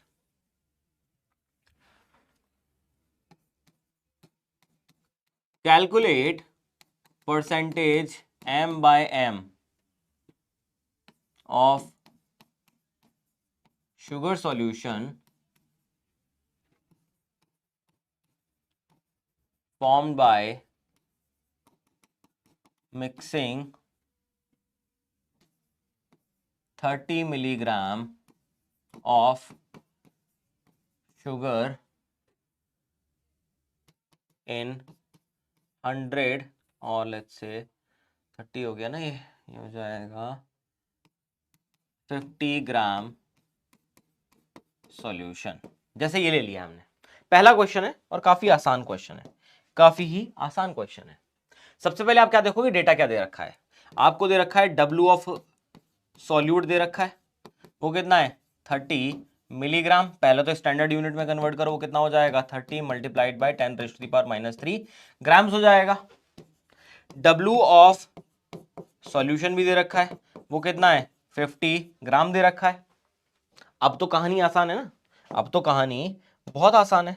अब आप क्या करोगे, अब आप बस निकालोगे कि परसेंटेज W बाई W कितना आएगा आपका, W of solute divided by W of solution multiplied by 100, यही आएगा। वैल्यू पुट कर दो, कितना आ जाएगा, ये हो जाएगा 30 multiplied by 10⁻³ divided by 50 multiplied by 100। तो ये तो चला गया आपका 2 टाइम्स, और 3 2 जा 6 हो जाएगा, ये हो जाएगा 60 मल्टीप्लाइड बाय 10⁻³ और इसको अगर सॉल्व करोगे तो कितना आ जाएगा, 60 है, मतलब एक चला गया इधर, तो 0.06% आपका फाइनल आंसर आ गया। देख लो भाई, 0.06 आ गया। ये पहला क्वेश्चन है आपका, ये पहला क्वेश्चन है। चलो जी सेकंड क्वेश्चन ले लेते हैं। Calculate percentage m/m of solution formed by mixing। क्या लेते हैं हम लोग, 15 ग्राम HCl in 35 ग्राम H2O। अब ये क्वेश्चन दे रखा है, ये भी अच्छा क्वेश्चन है।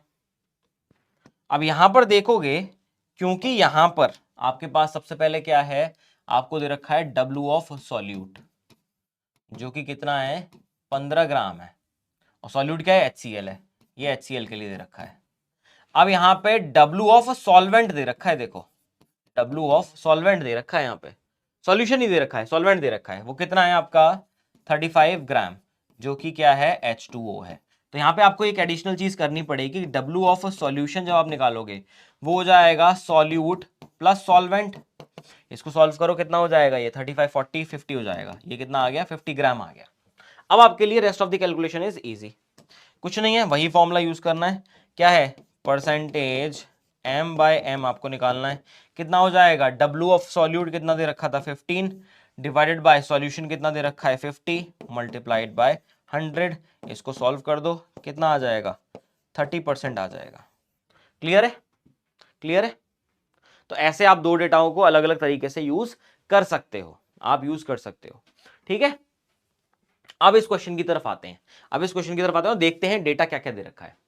40% बाय मास ऑफ यूरिया दे रखा है, मतलब क्या है, परसेंटेज m/m दे रखा है कि ये तो 40% है, ये गिवन है डेटा, ये पहले से ही गिवन है। और साथ में दे रखा है कि W ऑफ यूरिया वो कितना दे रखा है, वो दे रखा है 100 ग्राम जो कि सॉल्यूट है, जो कि सॉल्यूट है, is dissolved in enough water to make 100 ml solution. अब की बार वॉल्यूम ऑफ सॉल्यूशन जो है वो कितना दे रखा है, वो 100 ml दे रखा है, ठीक है। मुझे पहले घबराना नहीं है, मुझे पहले घबराना है, मुझे क्लियरली देखना है कि क्या चीज दे रखी है और क्या चीज निकालनी है। उसने बोला है डेंसिटी ऑफ द सॉल्यूशन निकालनी है। अब थोड़ा सा आप अगर कॉन्सेप्ट यूज करोगे, आप मानोगे कि जो डेंसिटी है वो क्या होती है, मास पर यूनिट वॉल्यूम होती है। ये तो आप जानते हो ना, ये फॉर्मूला तो बहुत अच्छे से जानते हो, ये फॉर्मूला तो आप बहुत अच्छे से जानते हो कि डेंसिटी जो है वो क्या होती है, मास पर यूनिट वॉल्यूम। अब मुझे क्या निकालनी है, मुझे डेंसिटी निकालनी है सॉल्यूशन की, तो मुझे क्या चाहिए होगा, W ऑफ सॉल्यूशन भी चाहिए होगा और वॉल्यूम ऑफ सॉल्यूशन भी चाहिए होगा। अब क्योंकि वॉल्यूम ऑफ सॉल्यूशन तो पहले ही दे रखा है, तो मुझे निकालना क्या है, W ऑफ सॉल्यूशन निकालना है, उसके लिए ये डेटा गिवन है।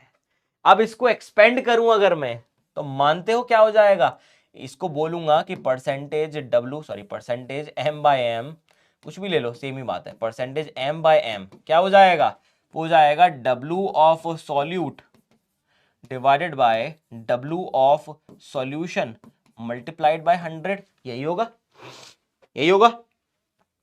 देखो W ऑफ सॉल्यूट तो दे रखा है, परसेंटेज M/M भी दे रखा है, W ऑफ सॉल्यूशन नहीं दे रखा है। बहुत आसान हो गई ये कैलकुलेशन, बहुत आसान हो गई ये कैलकुलेशन। आप बोलोगे क्या हो जाएगा, 40 will be equal to W कितना दे रखा है, ये 100 दे रखा है, divided by W of solution दे रखा है, मल्टीप्लाइड बाय 100। यहां से आप W ऑफ सॉल्यूशन निकाल सकते हो, वो कितना हो जाएगा, 100 मल्टीप्लाइड बाय 100 डिवाइडेड बाय 40, यही हो जाएगा। तो जीरो से पहले जीरो चला गया, तो इधर से जाएगा ये 5 टाइम्स और ये चला गया 2 टाइम्स, इसको अगर करोगे तो ये 50 हो गया, तो ये हो जाएगा 250 ग्राम्स आ गया। W ऑफ सॉल्यूशन कितना आ गया, 250 ग्राम्स। अब आपको यही तो चाहिए था, यही तो चाहिए था। अब आप डेंसिटी निकाल लो बहुत आसानी से। डेंसिटी कितनी हो जाएगी, W ऑफ सॉल्यूशन कितना आया है, 250 आया है, डिवाइडेड बाय वॉल्यूम कितना था, 100 था, कितना आना चाहिए, 2.5 ग्राम पर ml आना चाहिए, 2.5 ग्राम पर ml आना चाहिए। क्या दे रखा है मुझे, अरे बिल्कुल दे रखा है, ऑप्शन नंबर डी दे रखा है। आई बात समझ में, इस तरीके से आप इसको सॉल्व कर सकते हो, बहुत आसान तरीका है, बहुत ज्यादा आसान तरीका है। I hope this entire part is clear. देख लो इसको अच्छे से।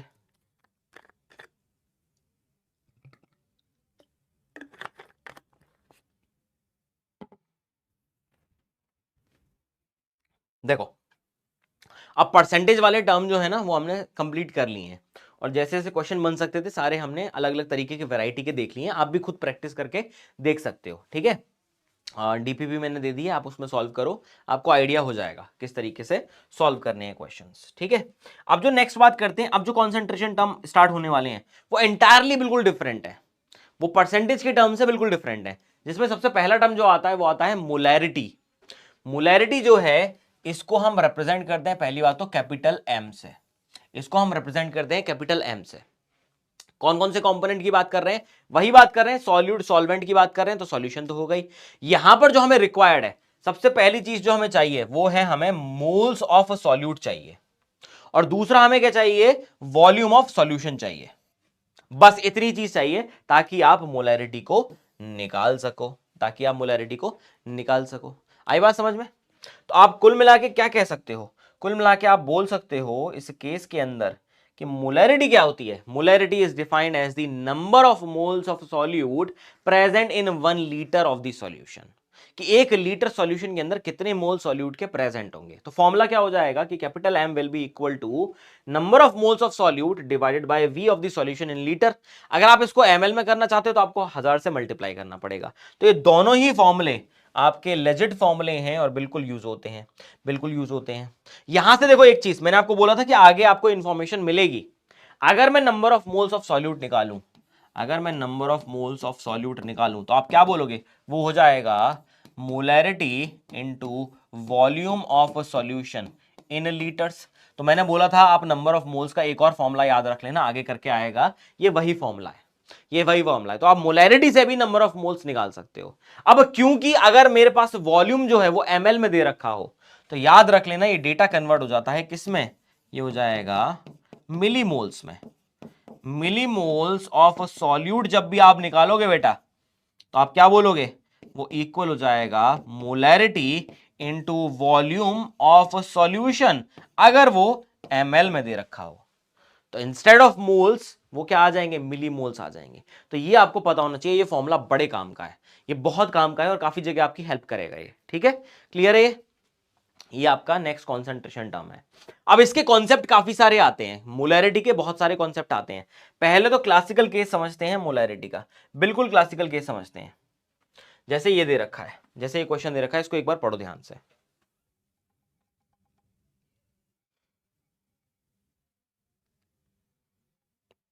फटाफट से इस क्वेश्चन को एक बार पढ़ लो।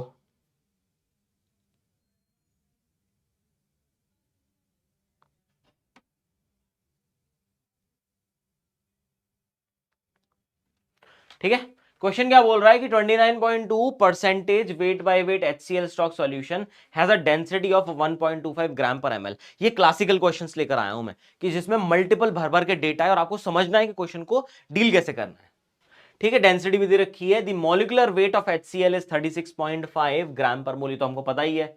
The volume of stock solution required to prepare 200 ml solution of 0.4 molar HCl is. अब ये इस तरीके के क्वेश्चन जो है ना काफी अच्छे आते हैं, काफी बड़ा चढ़ा के क्वेश्चन को दे रखा है, और ऐसे क्वेश्चन देखते ही हम डर जाते हैं। तो हमें लगता है कि हमने तो फॉर्मूला पढ़ा था इतना छोटा सा, ये पढ़ा था हमने फॉर्मूला, और यहां तो क्वेश्चन में पता नहीं क्या क्या बोल रखा है, क्या क्या चीजें बोल रखी हैं, और मुझे समझ में ही नहीं आ रहा है कि मुझे करना क्या है। तो ऐसे क्वेश्चन के डील करने के लिए आपको पहले बेसिक आइडिया समझ में आना चाहिए कि मोलैरिटी के कॉन्सेप्ट में क्या क्या चीजें लगती हैं, क्या क्या कॉन्सेप्ट आते हैं, ताकि आपको समझ में आ जाए कि आप जब फ्यूचर में क्वेश्चन करो तो आपको पता हो कि क्या क्या चीजें लग सकती हैं। जैसे फॉर एग्जाम्पल अगर मैं बिल्कुल सिंपल लेके चलता हूं, अगर मैं इसको बिल्कुल बिल्कुल ईजी तरीके से लेके चलता हूं, ठीक है, लेके चलता हूं, जैसे फर्स्ट पार्ट है मेरे पास, क्या बोल रहा है, calculate the molarity of solution formed by mixing 1.7 gram of ammonia in enough water to form 250 ml solution। जैसे बहुत सिंपल सा क्वेश्चन है ये, पहला क्वेश्चन स्टार्टिंग के लिए हमने ले लिया है कि भाई बताना है कि क्या होगा यहाँ पे। अब यहां पर देखोगे आपको पता है कि W ऑफ NH3 आपको दे रखा है, वो कितना दे रखा है, 1.7 ग्राम दे रखा है। तो आपको सबसे पहले पता होना चाहिए कि number of moles of ammonia कितने होंगे, वो जाएगा W of ammonia divided by molar mass of ammonia, जो कि कितना आ जाएगा 1.7 डिवाइडेड बाय 17, यही आएगा। कितना आ जाएगा, that will be equal to 0.1 moles आ गए अमोनिया के। वॉल्यूम सॉल्यूशन का जो है वो दे रखा है 250 ml दे रखा है, बिल्कुल दे रखा है। तो आप क्या बोलोगे कि मोलैरिटी जो है वो क्या आएगी, number of moles divided by volume in ml multiplied by 1000, ऐसे ही आती है ना। तो इसको अगर करोगे तो ये चला जाएगा 4 टाइम्स, तो कितनी आ जाएगी 0.4 मोलर, क्या आ जाएगी 0.4 मोलर आ जाएगी। ये तो पहले टाइप का क्वेश्चन है जो बिल्कुल सीधे सीधे दे रखा हो, बिल्कुल ही सीधे सीधे दे रखा हो। अब दूसरे टाइप का क्वेश्चन देख लेते हैं, चलो अब सेकंड टाइप का क्वेश्चन देख लेते हैं। जब पहले टाइप का हमने कर ही लिया है, अब सेकंड टाइप का देख लेते हैं। क्या बोल रहा है क्वेश्चन आपको,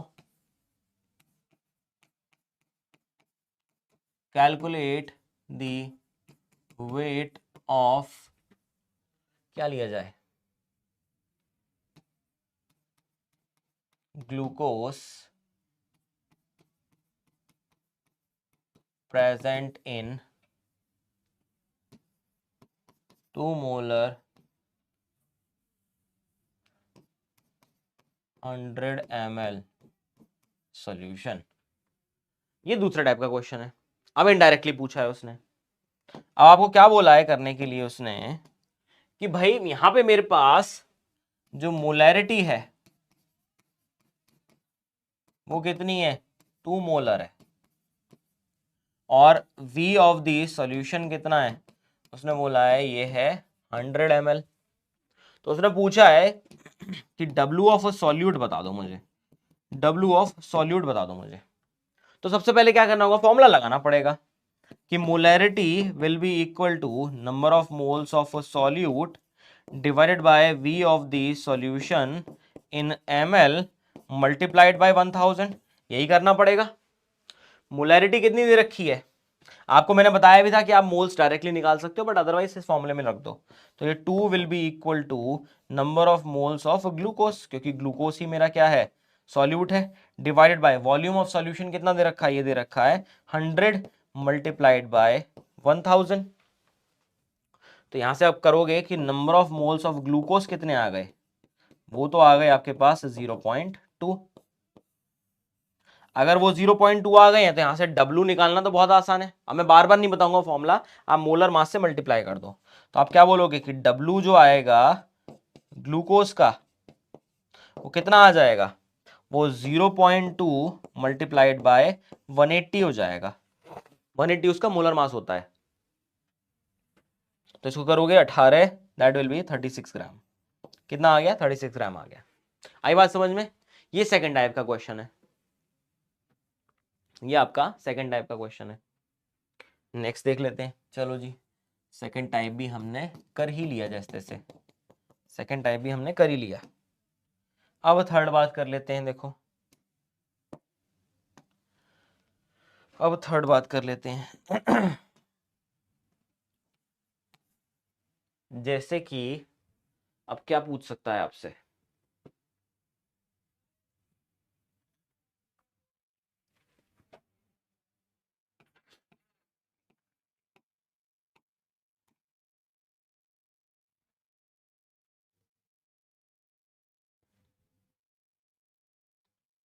ऐसे रैंडम ले लेते हैं कुछ डेटा। 18 ग्राम रहने देते हैं, इसको लेते हैं हम लोग।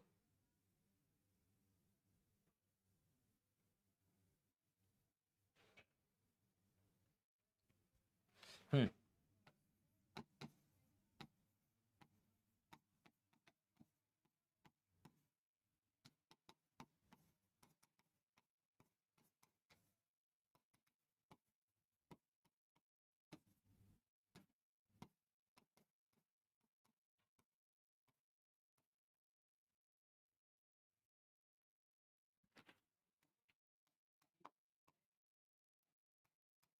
क्या है? 9.8 gram of H2SO4 is dissolved in enough water to make 3 molar solution. ठीक है, क्या पूछा है? Calculate the volume of solution. अब तीनों चीजें अलग अलग तरीके से पूछ सकता है वो, तो आपको करना क्या है? बड़ा ही आसान है, इस केस में बड़ा ही आसान है। सबसे पहले आप देखो कि आपके पास मोलैरिटी दे रखी है 3 मोलर, पहली चीज। दूसरा आपको दे रखा है कि W ऑफ H2SO4 दे रखा है, जो कि कितना है? 9.8 ग्राम है। तो वहां से आपको पता होना चाहिए कि number of moles of H2SO4 कितने आएंगे? वो हो जाएंगे given weight divide by molar mass. Molar mass इसका होता है 98, सो 9.8 डिवाइडेड बाय 98, जो कितना हो गया? 0.1 हो गया। अब एक ही डेटा मिसिंग है, तो आपको पता है कि molarity which is 3 is equal to number of moles divided by the volume of solution in litre. यही बात कर लेते हैं। तो आप अगर इसको करोगे तो आप बोलोगे कि V of the solution in litre जो है वो कितना आ जाएगा? 0.1 डिवाइडेड बाय 0.1 डिवाइड बाय 3, ये आ जाएगा आपका लीटर्स में। तो आप तीन तरीके की चीजें इसके अंदर बहुत आसानी से कर सकते हो निकालने के लिए। बट इसका कॉन्सेप्ट यहां खत्म नहीं होता है। मोलैरिटी बेसिकली आपको बताती है कि कितना वॉल्यूम आपके पास गिवन है, उसके अंदर मोल्स कितने आते हैं। और एक कॉन्सेप्ट आता है जिसको हम बोलते हैं डाइल्यूशन का कॉन्सेप्ट। डाइल्यूशन का मतलब क्या है कि आपके पास एक लिमिटेड अमाउंट था सॉल्यूशन का। मान लो 100 ml आपने लिया था, उसके अंदर एक स्पेसिफिक अमाउंट जो था नंबर ऑफ मोल्स का वो प्रेजेंट था। अब आपने उसके अंदर क्या किया? आपने उसके अंदर पानी डालना शुरू कर दिया, मतलब आपने उसके अंदर सॉल्वेंट डालना ऐड कर दिया। तो आपने सॉल्यूट को तो टच नहीं किया, सॉल्यूट उतना ही है, आप केवल ऐड करते जा रहे हो उसके अंदर सॉल्वेंट, मतलब आप धीरे धीरे डाइल्यूशन करते जा रहे हो। बट डाइल्यूशन के बाद आप देखोगे सॉल्यूट का कोई भी चेंज नहीं होगा। सॉल्यूट के जितने मोल पहले प्रेजेंट थे, सॉल्यूट के उतने ही मोल बाद में भी प्रेजेंट होंगे, जो कॉन्सेप्ट होता है कॉन्सेप्ट ऑफ डाइल्यूशन का। तो बेसिकली अगर मैं बात करूं कॉन्सेप्ट ऑफ डाइल्यूशन के केस में, तो आप बोलोगे कि मेरे पास मान लो पहले एक लोअर वॉल्यूम था, उसमें मेरे पास सॉल्यूट था, लेट्स से जो भी रहा होगा। इस केस में, बिफोर वाले केस में मोलैरिटी कितनी थी? मान लेते हैं M1 थी। और इस केस में बिफोर वाले केस में मोलैरिटी थी M1 और वॉल्यूम था V1। अब मैंने क्या किया? इसमें मैंने एडिशन किया, मैंने इसके अंदर एडिशन ऑफ सॉल्वेंट किया है। देखो, डाइल्यूशन का मतलब ही होता है आप केवल सॉल्वेंट को डाल रहे हो, सॉल्यूट को कुछ टच नहीं कर रहे हो। फाइनली आपको पता है वॉल्यूम ज्यादा हो गया, और इस केस में आफ्टर एडिंग सॉल्वेंट मान लिया कि मोलैरिटी कितनी हो गई? M2, और वॉल्यूम कितना हो गया? V2। अब क्या मैं निकाल सकता हूं बिफोर डाइल्यूशन? अगर कोई मुझसे पूछे कि number of moles of solute क्या होंगे, तो मैं बोलूंगा कि M1 मल्टीप्लाइड बाय V1, जो कि लीटर में दे रखा था, यही होगा। बिफोर डाइल्यूशन मोल्स कितने होंगे सॉल्यूट के? इतने होंगे। कोई मुझसे पूछे कि आफ्टर डाइल्यूशन कितने मोल्स होंगे, तो मैं बोलूंगा कि एन ऑफ अ सॉल्यूट जो है वो क्या हो जाएगा, वो हो जाएगा M2 इंटू V2, जो कि लीटर में ही दे रखा होगा, ये हो जाएगा। अब मुझे पता है डाइल्यूशन के केस में मैंने नंबर ऑफ मोल्स जो सॉल्यूट के थे उनको कुछ भी चेंज नहीं किया है। तो आपको पता होना चाहिए एक क्लासिकल कॉन्सेप्ट क्या आता है ऑन डाइल्यूशन, क्या आएगा on dilution number of moles of a solute before will be equal to number of moles of a solute after dilution। ये कॉन्सेप्ट लगेगा। तो आप क्या बोल सकते हो यहां से कि M1V1 will be equal to M2V2। बस कंडीशन क्या है कि वॉल्यूम जो है वो लीटर में दे रखा होना चाहिए, क्योंकि अगर वॉल्यूम ml में हो गया तो आपको पता है ये डेटा किस में कन्वर्ट हो जाएगा, ये मिली मोल में कन्वर्ट हो जाएगा। ये मैंने आपको पहले ही बता दिया था। तो आपको बस इतनी सी चीज याद रखनी है कि M1V1 will be equal to M2V2। अब इसी के साथ हम जो क्वेश्चन की कैलकुलेशन है उसको स्टार्ट करेंगे और समझेंगे, डिकोड करेंगे एक एक डेटा को कि आप इंफॉर्मेशन कैसे निकालोगे। अगर आपके पास इतना इनॉर्मस अमाउंट ऑफ डेटा दे रखा हो तो आप उसको शॉर्ट डाउन कैसे करोगे, उसको समझेंगे। ठीक है, आई होप ये पूरा पार्ट आपको क्लियर हो गया होगा डाइल्यूशन वाला फिनोमेना। एक और आता है जिसको बोलते हैं मोलैरिटी ऑफ मिक्सिंग, उसको भी हम सीखेंगे अभी, बट पहले डाइल्यूशन के साथ डील करना सीख लेते हैं। ठीक है, चलो अब बात करते हैं, coming back to this question. इस क्वेश्चन में देखो सबसे पहले आपको क्या दे रखा है, 29.2 W/W स्टॉक सॉल्यूशन दे रखा है कि HCl का एक स्टॉक सॉल्यूशन था जिसका अमाउंट जो था वो 29.2 परसेंटेज बाय मास के फॉर्मेट में दे रखा था, और बोला था उसकी डेंसिटी कितनी आएगी 1.25 ग्राम पर ml आएगी। अब क्या बोला है, दी मॉलिकुलर वेट जो है वो दे रखा है, कितना भी दे रखा हो कोई दिक्कत नहीं है। उसने पूछा है the volume of stock solution required to prepare 200 ml solution of 0.04 molar HCl। अब ये बात आ गई है कि भाई ये तो डेटा पहले से ही दे रखा है। यहां पे आप देखोगे कि आपके पास एक सॉल्यूशन दे रखा है जिसका V है 200 ml और जिसकी मोलैरिटी भी है 0.4 मोलर, ये दे रखी है। ये तो मेरे पास डेटा दे रखा है, फिर मैं यहां से क्या निकाल रहा हूं, एक इनिशियल सॉल्यूशन दे रखा है। स्टॉक सॉल्यूशन जो होता है ना आपका, स्टॉक सॉल्यूशन जो होता है ना वो आपका इनिशियल सॉल्यूशन होता है, हमेशा याद रखना, वो आपका इनिशियल सॉल्यूशन होता है जहां से स्टार्ट करते हैं। फिर मैंने उसमें से कुछ अमाउंट उठाया, उसको डाइल्यूट किया और फाइनली मैंने ये बना दिया। तो मुझे करना क्या है, डाइल्यूशन का कॉन्सेप्ट तो लगाना है, बट क्योंकि मेरे को इनिशियल सॉल्यूशन के केस में उसका वॉल्यूम भी चाहिए, ये भी मेरे पास नहीं है, और मुझे उसकी मोलैरिटी भी चाहिए, और मुझे उसकी मोलैरिटी भी चाहिए, ये भी मिसिंग है। तभी तो मैं फॉर्मूला लगाऊंगा, तभी तो मैं लगाऊंगा कि M1V1 is equal to M2V2, तभी तो लगा सकता हूं, क्योंकि V2 और M2 तो फाइनली आपको दे रखे हैं जो बनाना है, बट M1 और V1 क्या था इसके बारे में कोई आइडिया नहीं था। तो ये कॉन्सेप्ट कब काम करेगा, जब मुझे मोलैरिटी और वॉल्यूम दोनों पता होंगे। अब देखो, अब इस क्वेश्चन को सॉल्व करना स्टार्ट करते हैं, अब इस क्वेश्चन को सॉल्व करना स्टार्ट करते हैं। अब सारी बातें करेंगे स्टॉक सॉल्यूशन के लिए, अब सारी बातें करेंगे स्टॉक सॉल्यूशन के लिए, क्योंकि स्टॉक सॉल्यूशन ही निकालना है हमें।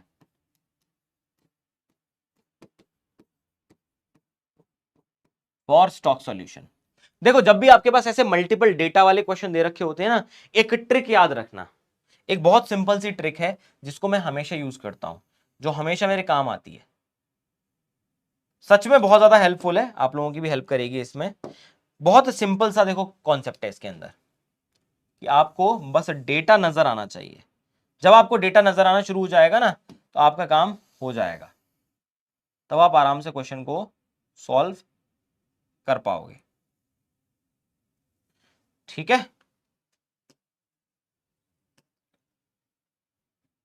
अब की बार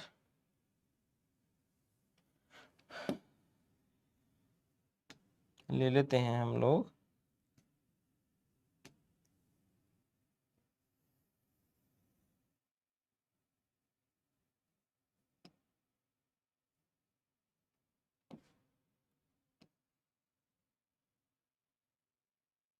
हाँ, ठीक है, ये बन गया आपका 3x3 बॉक्स।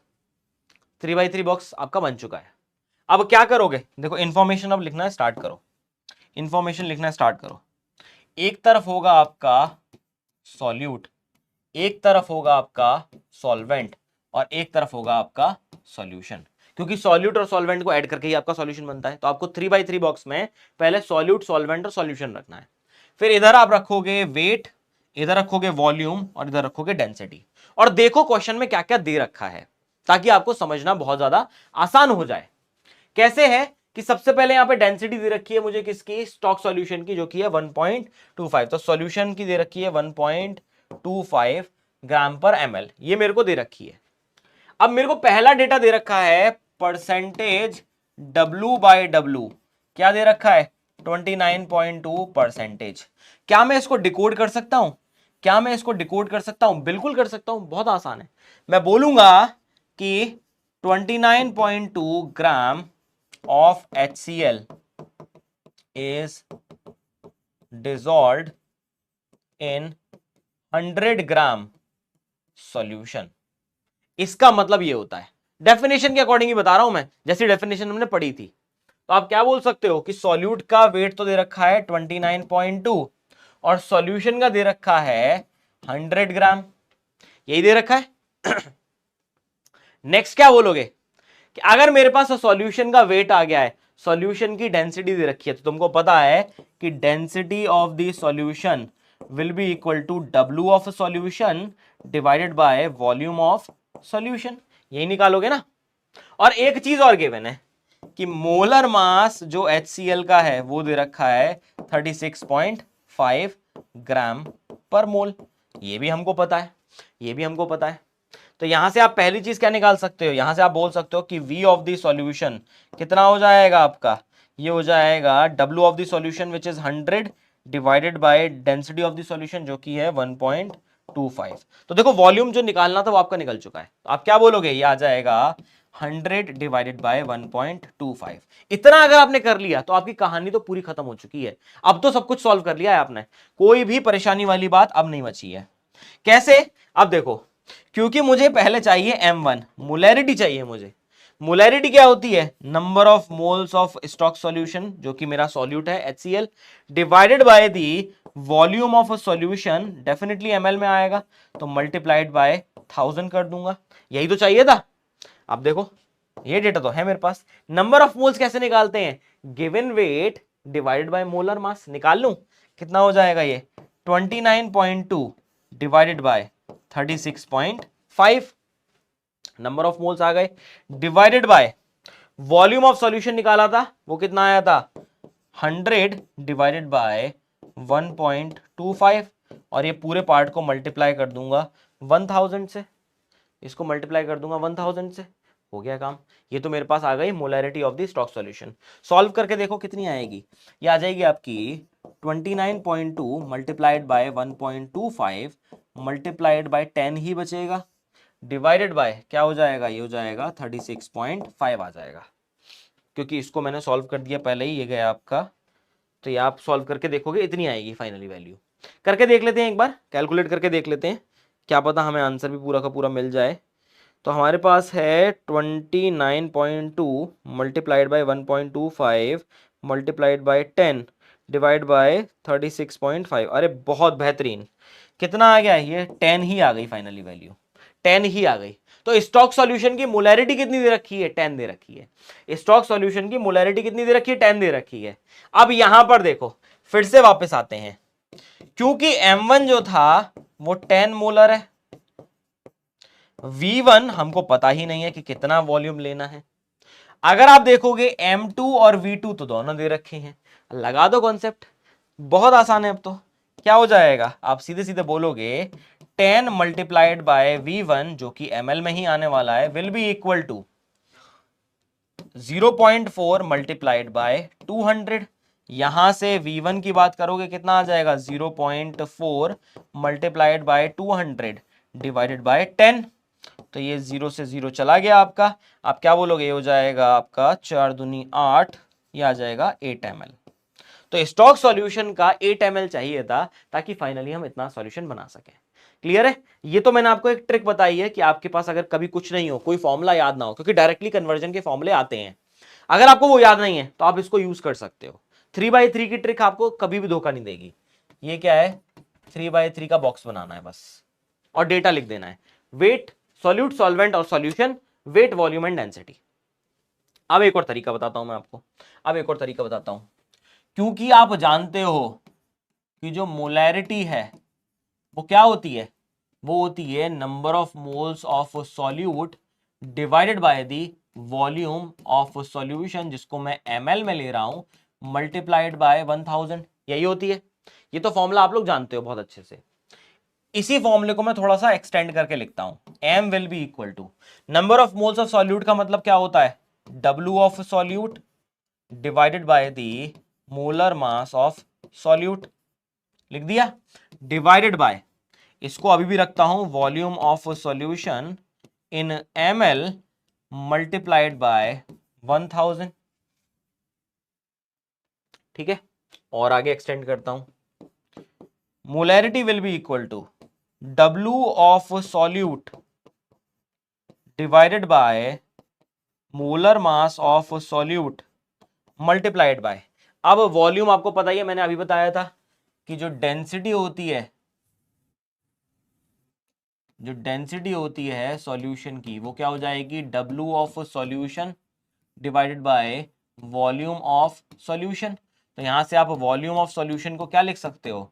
वो जाएगा W of solution divided bye density of solution. ऐसे लिखोगे इसको, तो मैं बस उसी को यूज कर रहा हूं यहाँ पे। क्या हो जाएगा? ये हो जाएगा W of solution divided bye density of solution, और यहाँ पे 1000 जो था वो तो एज इट इज है, अभी भी वो एज इट इज है। इसको और थोड़ा आगे एक्सटेंड करके लिख सकते हैं क्या हम? बिल्कुल लिख सकते हैं कि जो मोलैरिटी है वो क्या हो जाएगी?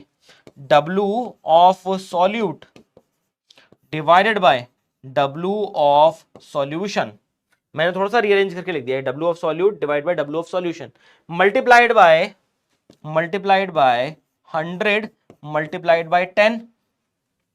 1000 को ऐसे लिख सकते हैं 10 एंड 100 के फॉर्म में, डिवाइडेड बाय एंटायर पार्ट। अब क्या बचा है मेरे पास? यहां पे बचा है एक तरफ, तो ऊपर की तरफ आ गया डेंसिटी ऑफ सॉल्यूशन। यहां तो क्या आ गया? डेंसिटी ऑफ सॉल्यूशन, क्योंकि ये नीचे था, ये ऊपर की तरफ चला जाएगा, तो यहां आ गया density of the solution divided by molar mass of solute. यही आ गया। अब ऐसा मैंने क्यों किया है? क्योंकि इसको याद करो, इसको याद करो। ये कैसा दिख रहा है? ये कॉन्सेंट्रेशन टर्म दिख रहा है, जिसको हम बोलते हैं परसेंटेज बाय मास। तो आप क्या बोलोगे कि m जो है यहां पे क्या हो जाएगा? ये हो जाएगा percentage W by W multiplied by 10 multiplied by density of solution divided by molar mass of solute. तो ये डायरेक्ट फॉर्मूला एक और आता है, अगर किसी को याद ना रहे, क्योंकि नहीं याद रहता है एग्जाम के टाइम पे, जनरली ये डायरेक्ट कन्वर्जन्स नहीं याद रहते हैं, आप लोग कंफ्यूज हो जाते हो। तो ये कन्वर्जन का फॉर्मूला है, अगर याद रह जाए आप लोगों को बहुत अच्छी बात है, अगर नहीं याद रहता है बेटा तो ये ट्रिक तो मैंने आपको बताई है, ये तो सर्वोपरि है।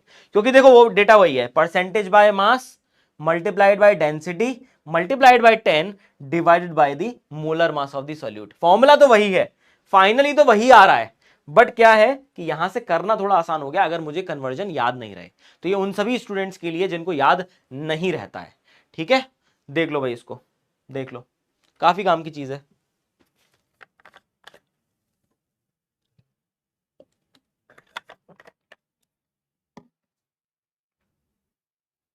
ठीक है,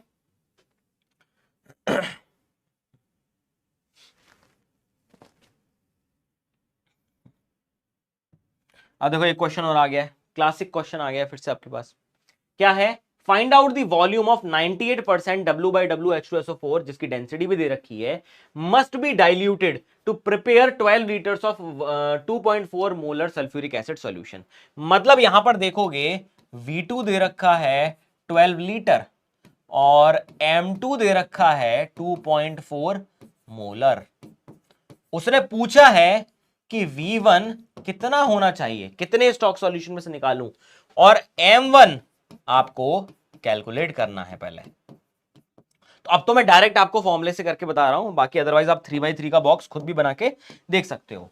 हमको पता है कि जो मोलैरिटी होती है वो होती है percentage W/W multiplied by the density of the solution multiplied by 10 divided by the molar mass of solute. तो पहले पहचानते हैं यहाँ पे क्या है, H2SO4 दे रखा है, तो डेफिनेटली हमारे पास क्या है, H2SO4 ही हमारा सॉल्यूट है। तो मुझे बस डेटा रखना है कि M1 यहां पर क्या हो जाएगा, परसेंटेज W/W कितना दे रखा है, 98 दे रखा है, multiplied by 10 multiplied by density कितनी दे रखी है, 1.8 दे रखी है, divided by molar mass of solute. H2SO4 का मोलर मास निकालोगे बेटा वो 98 ही आएगा। तो 98 से 98 चला गया, ये कितना आ गया, 18 मोलर आ गया। 18 मोलर हमारे पास आ चुका है। अब क्योंकि ये आ गया है तो मैं क्या करूंगा, मैं लगा दूंगा M1V1 is equal to M2V2, क्योंकि ये तो कॉन्सेप्ट है डाइल्यूशन का, ये तो कॉन्सेप्ट है डाइल्यूशन का। अरे कर दो सॉल्व, कुछ नहीं है। M1 कितना है मेरे पास, 18 है, V1 मेरे को पता ही नहीं है, और M2V2 तो दे रखा है, 12 दे रखा है ये, और 2.4 दे रखा है ये। तो आप करोगे V1 कितना आ जाएगा, 12 मल्टीप्लाइड बाय 2.4 डिवाइडेड बाय 18, 6 दूनी 12 3 18 3 अट्ठे 24 8 दूनी 16, 1.6 लीटर आ गया बेटा। कितना आ जाएगा आपका, 1.6 लीटर्स आ जाएगा। क्लियर है, ये आपका फाइनल आंसर आ गया। देखो आप इस तरीके से सॉल्व कर सकते हो, मतलब ज्यादा कोई हेक्टिक चीज नहीं है। अगर आप एक बार डील करना सीख गए तो आपके लिए बहुत ज्यादा आसान है। ठीक है, देख लो भाई इसको, इस क्वेश्चन को देख लो।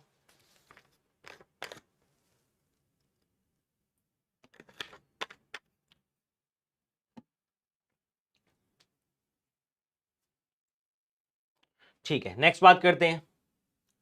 अब नेक्स्ट क्वेश्चन जो है, the molarity of a solution obtained by mixing 750 ml of 0.5 molar HCl and 250 ml of only 2 molar HCl will be।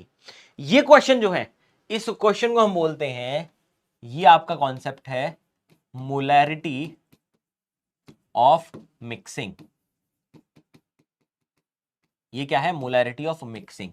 मतलब क्या है कि अगर मैं सेम कंपोनेंट्स जो हैं, सेम सॉल्यूट के अलग अलग कॉन्सेंट्रेशन को आपस में मिक्स कर देता हूं, मतलब क्या है,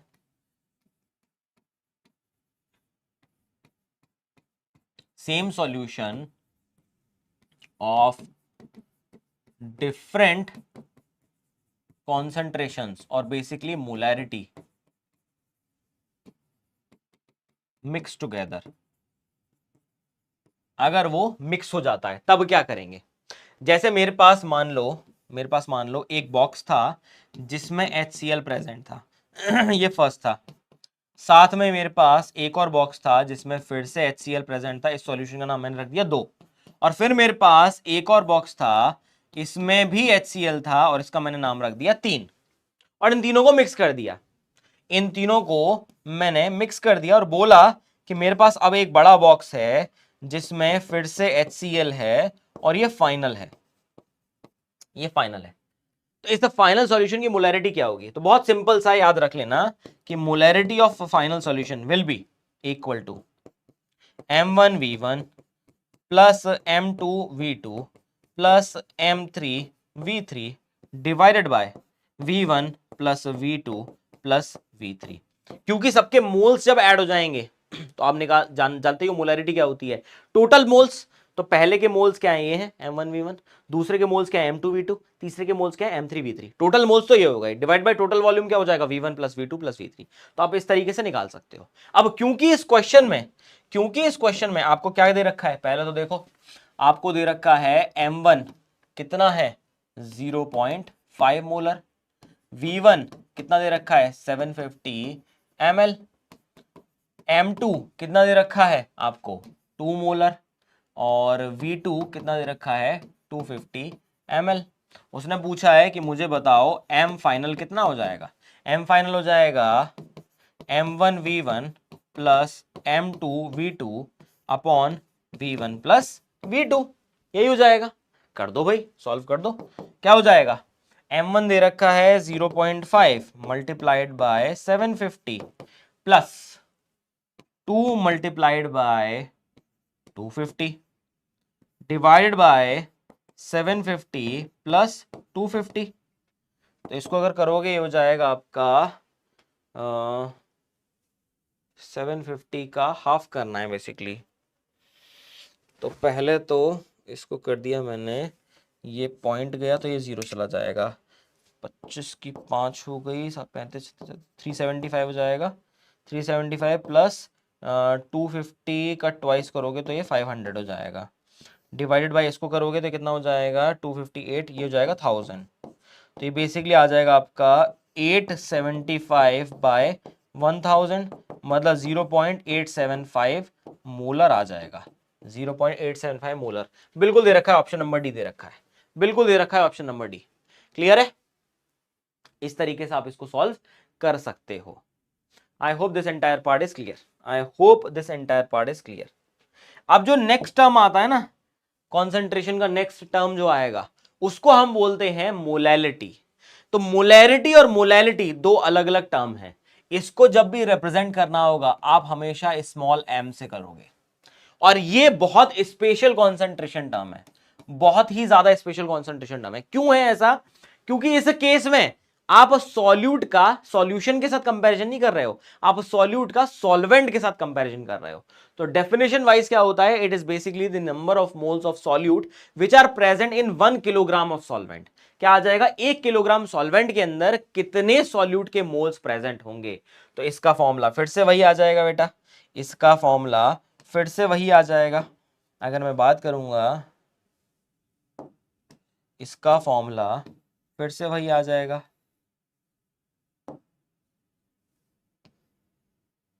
फिर से वही आ जाएगा। बहुत आसान है, देखो वैसे तो बहुत ज़्यादा आसान है, कोई ऐसी हार्ड एंड कोर चीज़ नहीं है।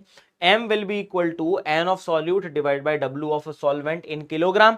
और अगर इसी को मैं लिखता हूं कि n of solute divide by w of solvent in gram, तो मुझे क्या करना पड़ेगा, मल्टीप्लाई करना पड़ेगा 1000 से। तो सेम चीज़ है इसके अंदर भी, आपको बस फॉर्मूला याद रखना है, आपको बस फॉर्मूला याद रखना है।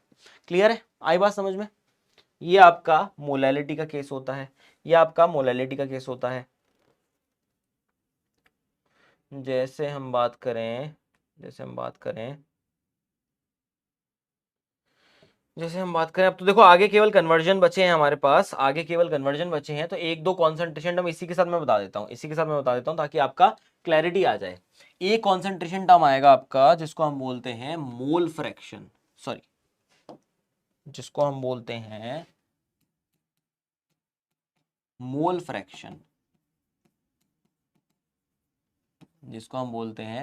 फ्रैक्शन, ठीक है। मोल फ्रैक्शन का मतलब क्या है कि जैसे मेरे पास एक सॉल्यूशन है, उसके अंदर दो ही कंपोनेंट है, सॉल्यूट एंड सॉल्वेंट। तो बेसिकली मोल फ्रैक्शन बताता है moles of solute with respect to total moles of solution, क्योंकि आप हर एक कंपोनेंट के निकालोगे इसके अंदर। और सेम तरीके से अगर मैं बोलूंगा तो दूसरा क्या आ जाएगा, moles of solvent with respect to total moles of solution. कहने का मतलब क्या है, देखो कहने का मतलब है कि मेरे पास एक सॉल्यूट था, मेरे पास एक सॉल्वेंट था, और दोनों को मिला के मैंने क्या बना दिया, एक सॉल्यूशन बना दिया। बहुत सिंपल सी चीज है। अब इसके अंदर मेरे पास number of moles of solute थे पहले से ही, इसमें मेरे पास number of moles of solvent भी थे, और उन दोनों को ऐड कर दूंगा तो मेरे पास क्या आ जाएंगे, number of moles of solution आ जाएंगे। ये भी मेरे को पता था। बट कोई मुझसे पूछता है कि मुझे बताओ मोल फ्रैक्शन सॉल्यूट का क्या होगा। So mole fraction of any component is basically the ratio of the component, the moles of that component divide by the total moles. तो आप क्या बोलोगे कि सॉल्यूट के मोल फ्रैक्शन कैसे आएगा, यह आ जाएगा number of moles of solute divided by number of moles of solution. Clear है?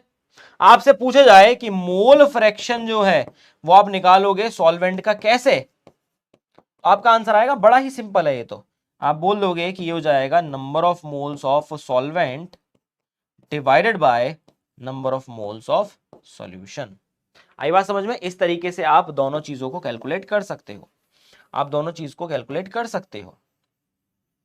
और याद रख लेना, इसको डिनोट कैसे करते हैं? इसको हम डिनोट करते हैं काई के थ्रू। इसको हम डिनोट करते हैं काई के थ्रू। तो आप अगर देखोगे यहां पे एक बहुत अच्छी चीज आती है बाइनरी सॉल्यूशन के लिए। यहां पे एक बहुत अच्छी चीज आती है बाइनरी सॉल्यूशन के लिए। बाइनरी सॉल्यूशन समझते हो ना, जिसके अंदर दो कंपोनेंट होते हैं, टू कंपोनेंट्स। एक तो डेफिनेटली सॉल्यूट होगा और एक तो सॉल्वेंट होगा। तो ये दूसरा ही नाम है, अभी जो हम पढ़ रहे थे जितनी चीजें, उसका दूसरा नाम है बेसिकली। तो एक बहुत अच्छी चीज आती है कि काई of solute plus chi of solvent जो है वो हमेशा इक्वल टू 1 के ही होगा। कि मोल फ्रैक्शन सॉल्यूट का और मोल फ्रैक्शन सॉल्वेंट का जब आप ऐड कर दोगे तो हमेशा 1 आएगा। तो आपके पास अगर एक वैल्यू दे रखी है, आप दूसरी भी निकाल सकते हो अगर कोई पार्ट अननोन हो। तो ये भी काफी इंपॉर्टेंट इक्वेशन है। आई होप ये पार्ट आपको पूरा समझ में आ गया होगा। ठीक है, अब जितने रिलेशन थे कॉन्सेंट्रेशन टर्म्स के बीच में वो मैंने आपके मेंशन कर दिए हैं।